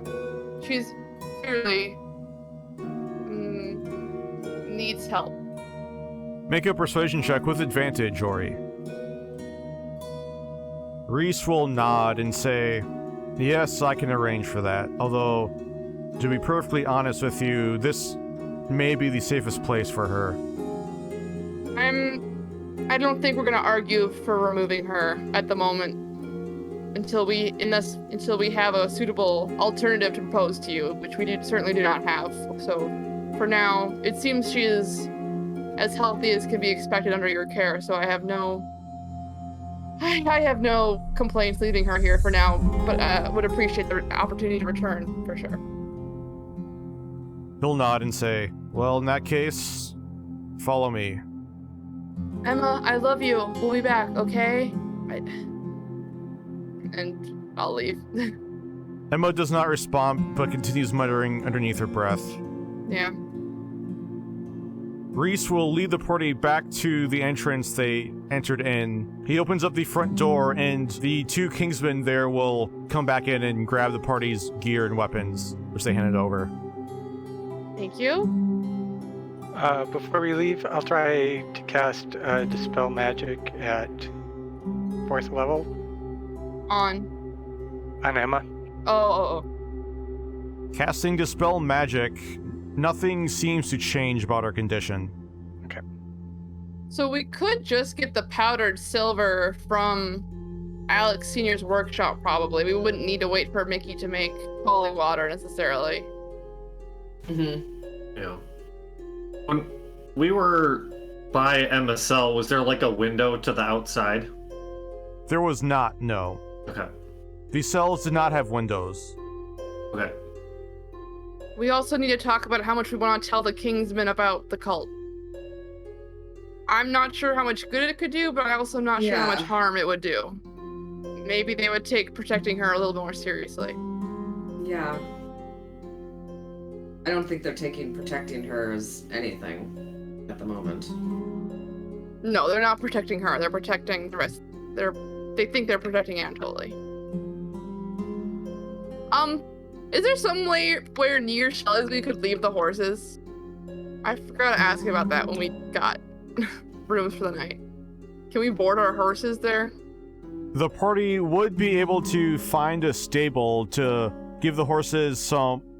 The party would be able to find a stable and pay for food along with being able to store the horses somewhere. How much did that cost? And can we say we did that? Yeah, we could just retcon to say that we did that last night. Let's say for 4 horses, let's say it'll cost you 8 silver. A night? Yes, a night. Let's pay for 4.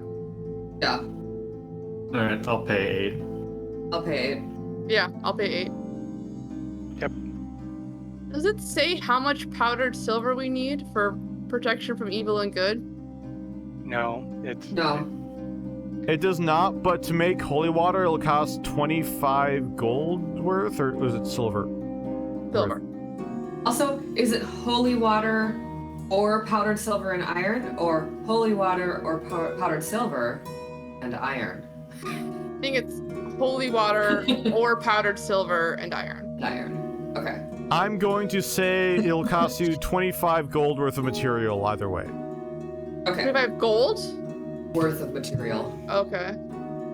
I know it doesn't actually give a gold worth on the powdered silver and iron, but there is a gold cost to holy water. So it'd basically just be the equivalent gold cost. Okay. I think we should probably get a few of those for Mickey and Yeah, Mari. to have on hand. Yeah. So 250 silver, basically. If we can go to the workshop and have him grind it up for us, or the smiths, maybe, I don't know. Going to the Amethyst workshop, waiting for Alex Sr. to come up from downstairs, he will say, well, I should have some powdered silver. If you give me a moment, I can check. And after a moment, he will come up with 150 golds worth of powdered silver. Okay. And say, this is all I got. Cool. So I can do I'll do 50, and then I'll have 2 worth, and you can. Does that sound okay, Vicky? Otherwise, I can do more. We can split it too. Sorry, my connection was off then. How much of it do you want to just split the cost? I think we should do at least 100 of this and give each of you 2 uses of it. Okay. Yeah, I've only got 25 to spend. Okay. I can cover 50. And I'll do the other 25? No, I think you should do 50 if you can. Okay, perfect. Yeah, I can do that. So that you each have 2 castings of it. And I'll give the bit I pay for to Mickey. So I've got mine, and then you did 2 more? Is that right? Or you did 1 more? I bought 50 gold of powdered silver to give to Mickey. And I bought 50 gold of powder. So if you want to spend 25, so then you'd have 2 extra, or you can just go with the 2 I bought you and use one on Alex Emma. Sr. will say the gold is not necessary. You can just take it. Oh, thank you. So That doesn't. Are you sure? Yeah, it's the least I can do for helping Junior. And Emma's a good kid. right. Thank you. That means a lot. So I don't know, maybe we should give 100 of it to Mickey and 50 of it to Mari then. Perfect. Sounds good. And when we leave the workshop, Ori's gonna turn to everyone and like look around to make sure there's no one within listening distance of us. Make a perception check. You do see a couple of people walking by, but you can wait a moment to make sure they're out of earshot. There's something I should tell you. I was able to listen to the voices Emma was hearing, and I mean, I'm sure you could tell, but they were saying terrible things about her. About her being a murderer and evil and terrible and dangerous and all that nonsense, and she kind of like looks Mari in the eyes and says, there was a voice I recognized from hearing it in my own head. Oh. And it was there for her too. Oh. I don't really know what that means, because I don't really know whose voice that is. But they're bad news. Did the voice sound anything like Revaan? Would it have Any sounded, chance? would any of the voices sound like Revaan's voice to me? You did not recognize Revaan's voice from any of the No. voices in Emma's head. There's only one voice I recognized. I mean, it's a voice that's many voices. But it's something that wants to influence Emma and wants to influence me.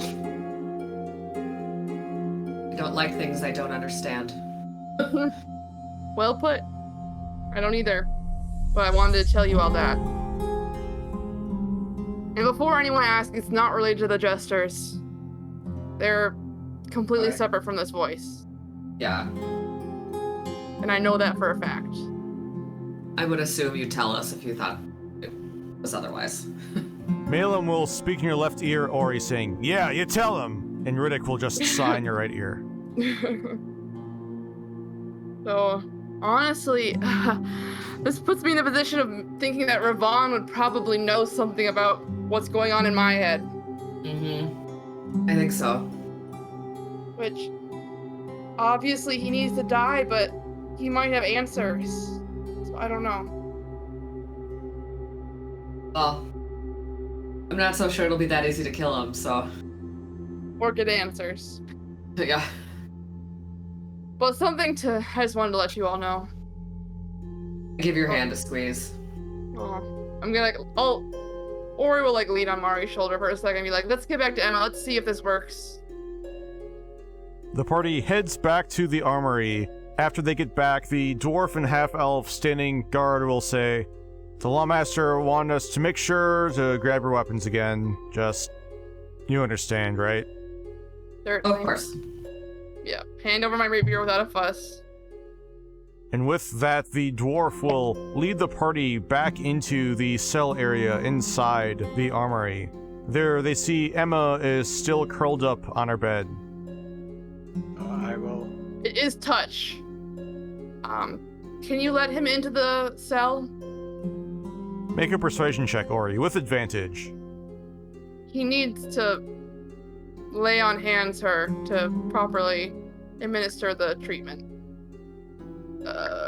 Healing. Wow. He'll say, yeah, just give me a second. Hey, Jason!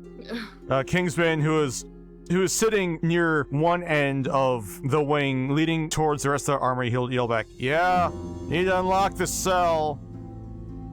Really? Oh, just come on over here. Jason will slowly walk over and hand over the key. Dwarf unlocks the cell, and he does place a hand on the sword on his waist and nods towards Emma. So if the door is open, I'll go in and Using 25 gold worth of your powdered silver, you are able to cast protection from evil and good on Emma. In doing so, you do not sense anything changing from her, but Emma will flinch a little bit from you touching her. But it appears that she's still muttering underneath her breath. I mean, as long as you're in there, I guess you might as well try Lesser Resto, but probably not gonna work. Mickey casting Lesser Restoration on Emma will see that Lesser Restoration also does not seem to change Emma's condition. Shoot. I mean, we could try going to the church and see if they have any ideas. And I could try sending Varol. Yeah. I think anybody at the school would have. We could ask Senior if anyone at the school might have ideas. But I'm assuming we're like leaving the armory now, and or I'd be like, thank you for this opportunity. Unfortunately, it didn't work, but we appreciate the chance to try. The half-elf will say, well, we appreciate you trying to help. The dwarf will roll his eyes at the comments. Or he's gonna mage hand. Well, no, does that have verbal components? Yeah, never mind. Mage hand is verbal, so I'm not gonna do anything. Never mind. But I guess we're gonna make our way. So we're at 7. Maybe we could stop at the church on the way to East March if we want. I kind of want to try to get a recommendation from Alex Senior. Like, I think we can go to the church on the way, but I think we should talk to Alex Senior first about who we can trust at East March. I mean, I know the evocation dean was Vakri. Vakri. I have in my Or we could try to find Vakri. Right. We liked Vakri. Yeah. That's a good idea. I also, I should have said it while we were talking to him, but he said when he said that somebody had told the Lawmaster that Emma was our ward and we're like family, blah, blah, he was talking about his wife, right? That elven woman that was a dean as well. Correct. Yes. Vendra. Is Alex Jr.'s stepmother. Yeah. Stepmothers! I wish we would have asked him, like, why she would do that. It feels awkward to press a guy about his wife. He brought it up. True. Okay, I vote for the school first. Well, I think we should go to the church since that's on our way, and then the school. Okay. And then we can go back to Alex Senior. The party steps into the tall, round church building, which acts as the Church of Cognos, and after the party walks in and they see the large fountain in the center of the atrium, the party recognizes 2 figures wearing cleric robes standing there. One is a human man with short red hair, the other is a tall wood elf, also with red hair, a little bit longer than the human. The party recognized them as the 2 clerics who were trying to help Varol clean up and organize the basement library last time the party met Varol here in Anatoly. They were both turn and, after recognizing the party, walk up towards the group. Hi. Hello again. Hello. We were seeking advice about helping a friend. If the church has any ideas or resources that can help her, hopefully.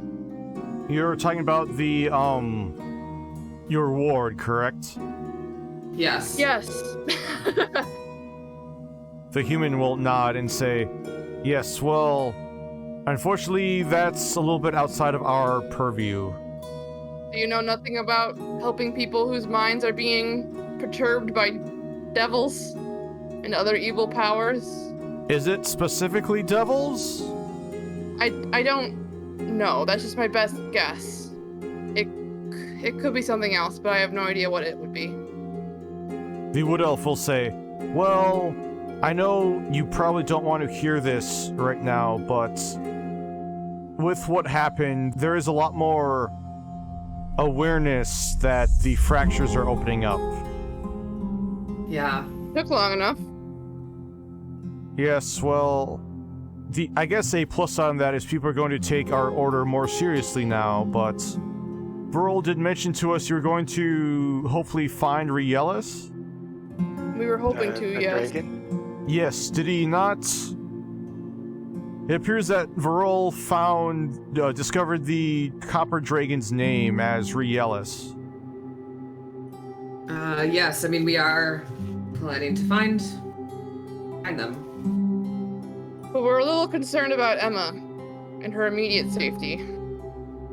The elf will say, have you tried talking to the Lawmaster? Yes. We have, and he was kind enough to let us see her. Is it serious? There's been a lot of rumors about how she's not exactly right in her head. It's not about what's in her head, it's about what's attacking her mind, which I believe could be devils or some other evil force, but something is attacking her mind. No one would be right in the head if they had evil things yelling at her in it all the time. Alright, just take a deep breath. I'm just letting you know what I heard. Yes, I'm sure you understand yes, that sorry. this is a sensitive subject because of how much we care for her. If you want, we can talk to the Lawmaster. To be honest, most of our pursuits have been more on the academic side, but if you want, we can try to take a look at her to see if we can figure out how to help her. I'd appreciate it if there's any kind of holy healing or help you can offer to her. We're probably gonna try the university next. I have one more question for you. I know you might not be able to help Emma, but we've come across stolen belongings from Petra that were, gold, rubies, what have you, gems that were stolen from the people of Petra, and we need to find a way to Turn the wealth to the people. Yes, return the wealth to the people. We were wondering if that was something that maybe the church would be able to assist with. We met with a priest from the Church of Faber over there. Perhaps you could work with them to get the wealth redistributed among the people. Make a persuasion check, Ash. Oof. The Wood Elf will say, well, I've also heard rumors. You were in Petra, right? We were. So, there have been some talks about attacks in Petra. What exactly happened over there? Did something happen? The town was run over by devils. The mayor was... town was burned. The mayor was being impersonated by the governor was being impersonated by a devil under the control of Revaan, and unfortunately he was murdered. He was murdered, and they stole a bunch of wealth from the city and then burned it down, creating chaos, and they tried to pin the murder on us. Wow, okay, that's a lot more than... Okay, well... At any rate, I overheard some kingsmen talking about how something happened in Petra, and apparently their teleportation circle was destroyed, so you probably have to send what you found the long way there. It's fine. Is there anyone you trust that we could send with it? I do not know of anyone personally. Sorry, to be honest, I'm sure there's someone in the church who you can trust, but I do not know anyone specifically who'd be willing to take a trip to Petra to do so. Okay. That's right. Thank you. You're welcome. I'm Criston, by the way. Is Criston the elf or the... Criston is the elf, and the human will say, I'm Onder. Well, thank you both. Yeah, if there's anything you could do, even just see Emma and see if there's something that you might know of that could help her, we would really appreciate it. Yeah, and Ori will mention the things that Mickey already tried. They'll nod and say, we'll talk to Father Osco. He's the head priest here. Thank you. Thank you. You're welcome. And I know this may not be what you want to hear, but... Sorry, is Emma okay right now? Like, I know you said there's something attacking her mind, but do you think she is safe in the armory? I mean, The cult is after Emma. I think she's Your a eyes safe go wide there. and say, well, why didn't you mention that before? There's a lot going on right now. It's hard to keep it all straight, but yes. So, no. I mean, is she as safe in the armory or safer than she would be back at East March? Maybe. But no, I wouldn't call her safe currently. And there is a major cult leader near Anatoly we had a run-in with yesterday. By the name of Revaan. He's a... what's it called? I just blanked on the word. Dragonborn. Dragonborn, Dragonborn. necromancer.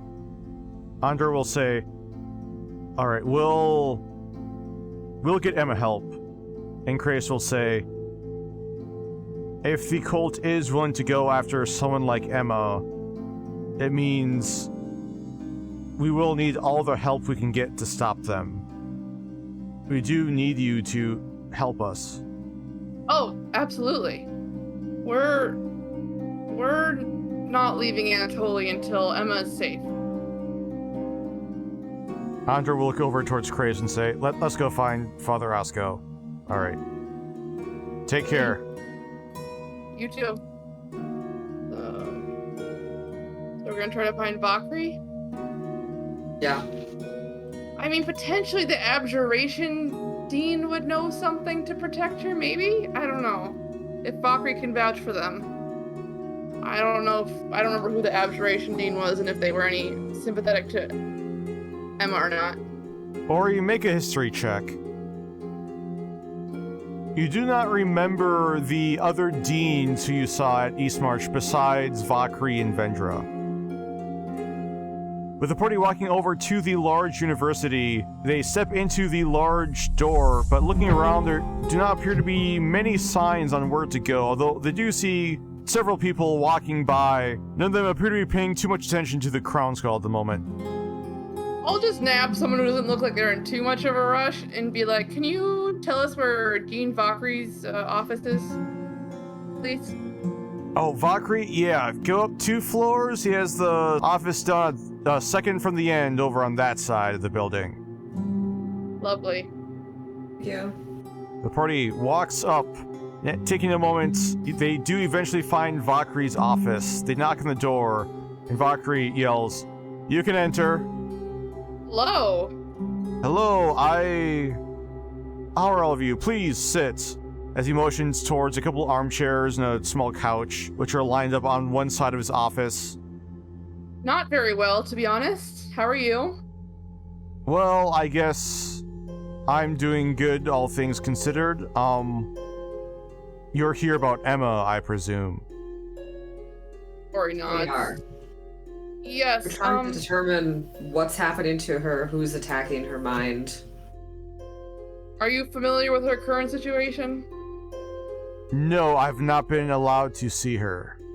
Well, fortunately, Master Reese was gracious enough to let us see her, and I did detect her thoughts, and there is some evil beings harassing her in her own mind currently.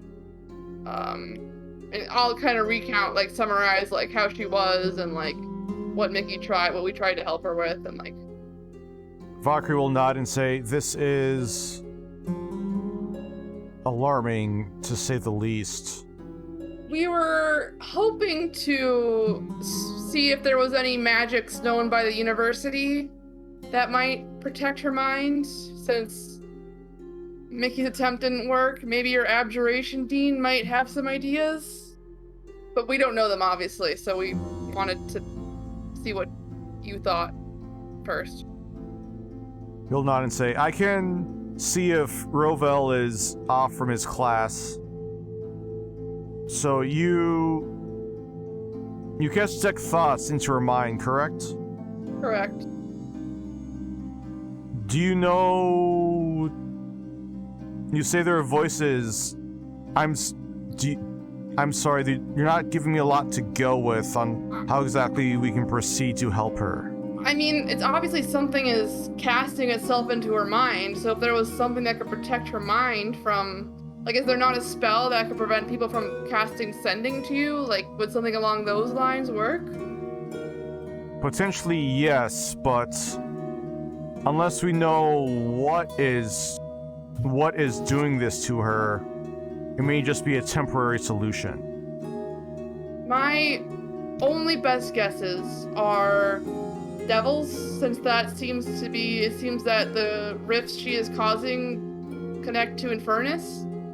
Or there's another voice that I recognize that I believe may be connected to the Underdark in some way. It speaks as many voices as one, and I guess I'll do my best description of it.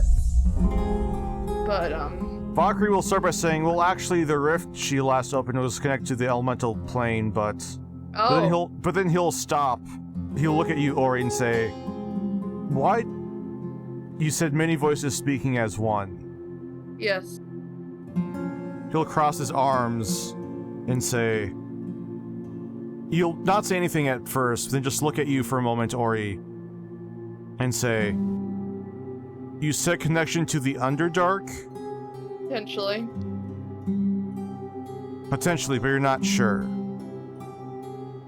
I have heard this voice in my own head since I went to the Underdark and gained my own sorceress abilities.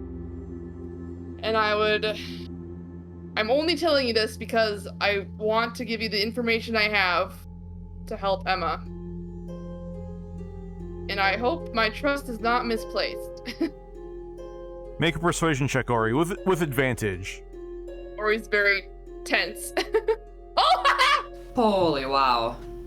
Nice. Valkyrie will look at you silently for a moment, Ori, and then he'll ask,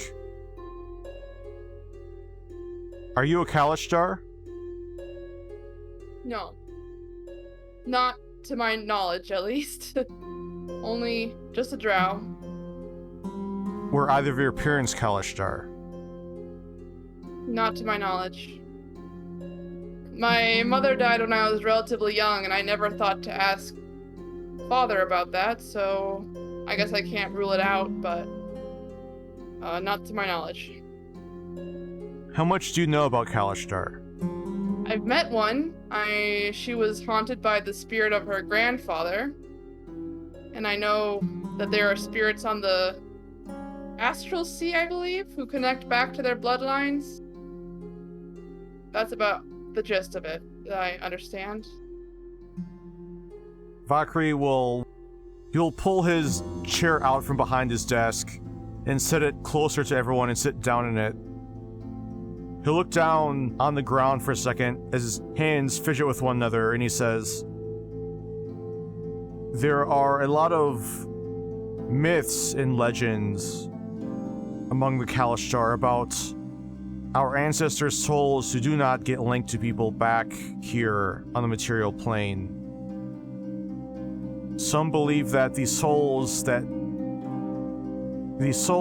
do not find a home here tend to get lost and corrupted." In somewhere like the Underdark? No, in the astral plane. Oh. They say the lost souls eventually get corrupted and turn malicious and group up. Have you ever heard of psychic winds? No. Apparently, in the astral sea, every once in a while, those groups of the tortured souls will sweep through trying to find more to add to their ranks. So you believe it's one of these collections of corrupted souls speaking to Emma? And myself, occasionally. He nods and says, unfortunately, yes. And unfortunately, I do not know a lot about what exactly it is. It goes by a couple different names. Some call it the Dreaming Dark. Some call it the Nightmare Collective. But at any rate, it's a hive mind of nightmares. And to be honest, as much concern as you have for Emma, you should have the same for yourself. Well, I assure you, I do. But Emma's is a bit more immediate, perhaps. And if they're from the astral sea, how would they have gotten access to my mind in the Underdark? That I do not know, but... do you mind me asking what happened to you in the Underdark? My sister and I were lost down there for some months, I believe. I don't know. Weeks, months.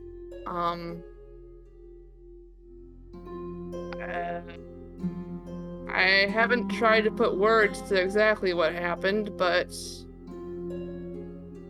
we wandered a lot, and we were lost a lot, and we were frightened a lot.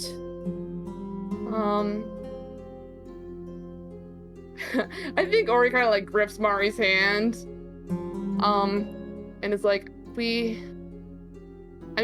there were voices down there, but I don't know, it's hard to say what all happened, and it just kind of clicked for me at one point, and I was able to use magic beyond the innate magic of the drow, and that's when I was able to help us find our way out, finally. But I don't... It's hard to hold on to details beyond that. Valkyrie will nod and then not say anything for a moment.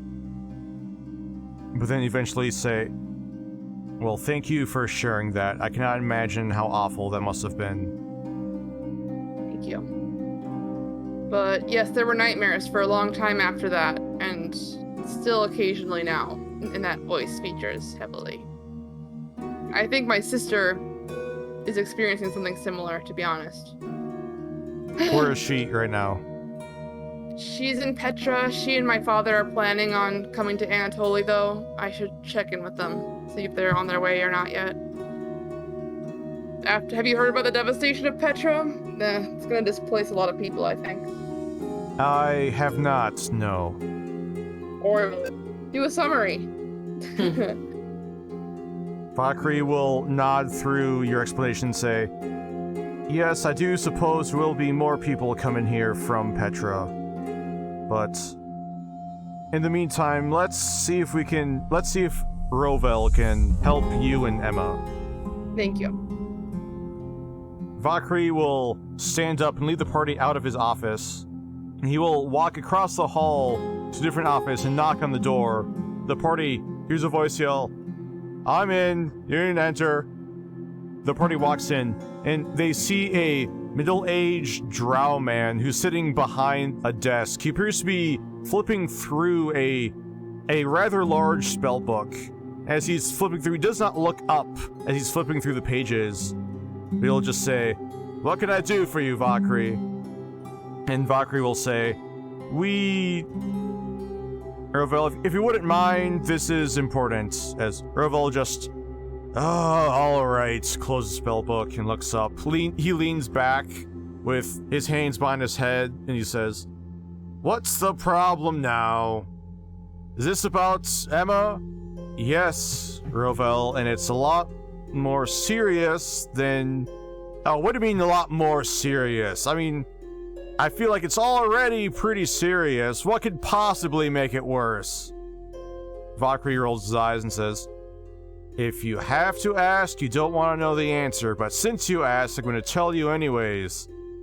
Yeah, whatever. Just spit it out, alright? The Nightmare Collective is trying to influence Emma's mind. Rovell will stop and stare at Valkyrie for a moment, and then say, yeah, I suppose that would make things more serious. And how do you know this exactly?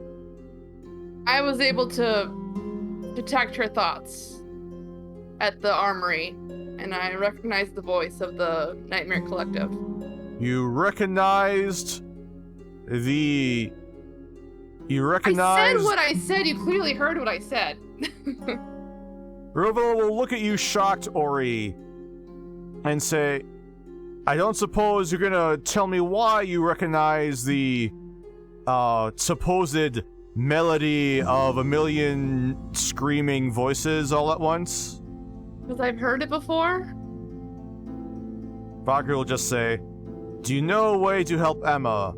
And Rovell says, no, but I know a few things that might be able to help. He'll stand up, then walk over towards the party, and he'll say, look, if what you say is actually true, I do not know of a surefire way to help her, but I do know some things that might help her. Okay. We've run out of ideas, so anything you have would be appreciated. Alright, well, he'll walk back over towards his desk, grab his giant spellbook, then walk back over towards all of you and say, well, lead the way. Alright. Guess we'll make our way back to the armory. Is it just, Rovell coming with us, or is, Valkyrie is going to go with coming? as well. Okay. As we're walking over, I will think in my mind the gestures, so you've never heard of the Dreaming Dark, or the Nightmare Collective, or the 1,000 Souls Wailing in Despair, whatever that guy called it? Malum will speak in your left ear saying, oh, of course we've heard of that. We just didn't really put two and two together. And Riddick will say, yeah, we're not exactly the best at math there. So what you know about it then, does Valkyrie's line of reasoning make sense to you to the extent that you can reason? Riddick will continue in your right ear. Yeah, it sounds about right from what we've heard, but it's mostly just been stories and myths. You can't really trust all of them that you hear, you know? Malum will say, yeah, I mean, the myth about us is only like half true, so... Fair enough. You got me there. Back at the armory, the two kingsmen still standing guard up front will see the party. The dwarf will let out a sigh, as this is now the party's third trip this morning to the armory. But he'll just say, you know the drill. But then once he sees the two deans with the party, he'll just say, you're from the... And Valkyrie will say, yes, we are both deans of the university. We would like to see Emma. And he'll just let out a sigh and say, I think the lawmaster will want to have a word quick. Or we'll kind of call after him and be like, at least we're not making your morning boring. The half-elven woman will laugh at that, and then she'll say, I'll go see if the lawmaster has a moment to talk. She'll walk in. She'll walk out a moment later and say, the lawmaster would like to speak to you two, looking at the deans, alone for a moment. Alright. Or we'll just get ready to see Emma and put her rapier to the side. And then wait for the deans to talk to Reese. After about 10 minutes, the half-elven kingsman will walk back out and she'll say, you can come in and see Emma again. Great. Thank you. With the party stepping back into the cell area, the party sees Alex nervously pacing back and forth in his cell, as it appears that Valkyrie and Rovell are both in Emma's cell. The party sees Emma is now quietly sleeping on her bed, still curled up but no longer muttering underneath her breath. But Rovell will look to the party and he'll say, so I apologize, it appears you were right. Apology accepted. Do you recognize the voice of the Nightmare Collective then? No, but I'm guessing I mean, it doesn't take a genius but two and two together to figure out what's going on here once you actually can listen inside her head. At which point, Malum will speak in your head, Ori, and say, I take offense to that. Can't hate on a man for just telling the plain truth. Roval will say, I'm afraid at the moment I'll be able to help Emma sleep and potentially get some temporary reprieve, but it's gonna take some time to find a more permanent solution to help her. I see. Is there anything we can do to help you help her? Roval shakes his head and says, I honestly do not think there is. And I know that's probably not the answer you want to hear, but to be honest with you, Eastmarch has arcane, this magical things is sort of our thing. If there is a way to help her, we'll be able to find it. Thank you. And as unlikely as it is, please reach out to us if there's anything that you need that's not in the university that we can help with. Valkyrie says, we will, but... She's in the best hands I could hope for. Roval says, well, I'm a dean for a reason. Valkyrie will say, also, we did talk to the Lawmaster about getting increased security for her. Did he seem to take that to heart? Yes, he did, surprisingly. Good. It appears that having two deans from the university talk to him was more convincing than the four of you, no offense. None taken. Makes perfect sense. But it is validating. Thank you again, both of you, for taking the time to come see her and agreeing to help. You're welcome. Roval will say, now, if you wouldn't mind, there's not a lot you can do at the moment, but we will start trying to find a way to help her. So in the meantime, do not worry yourself. Know that she's in good hands.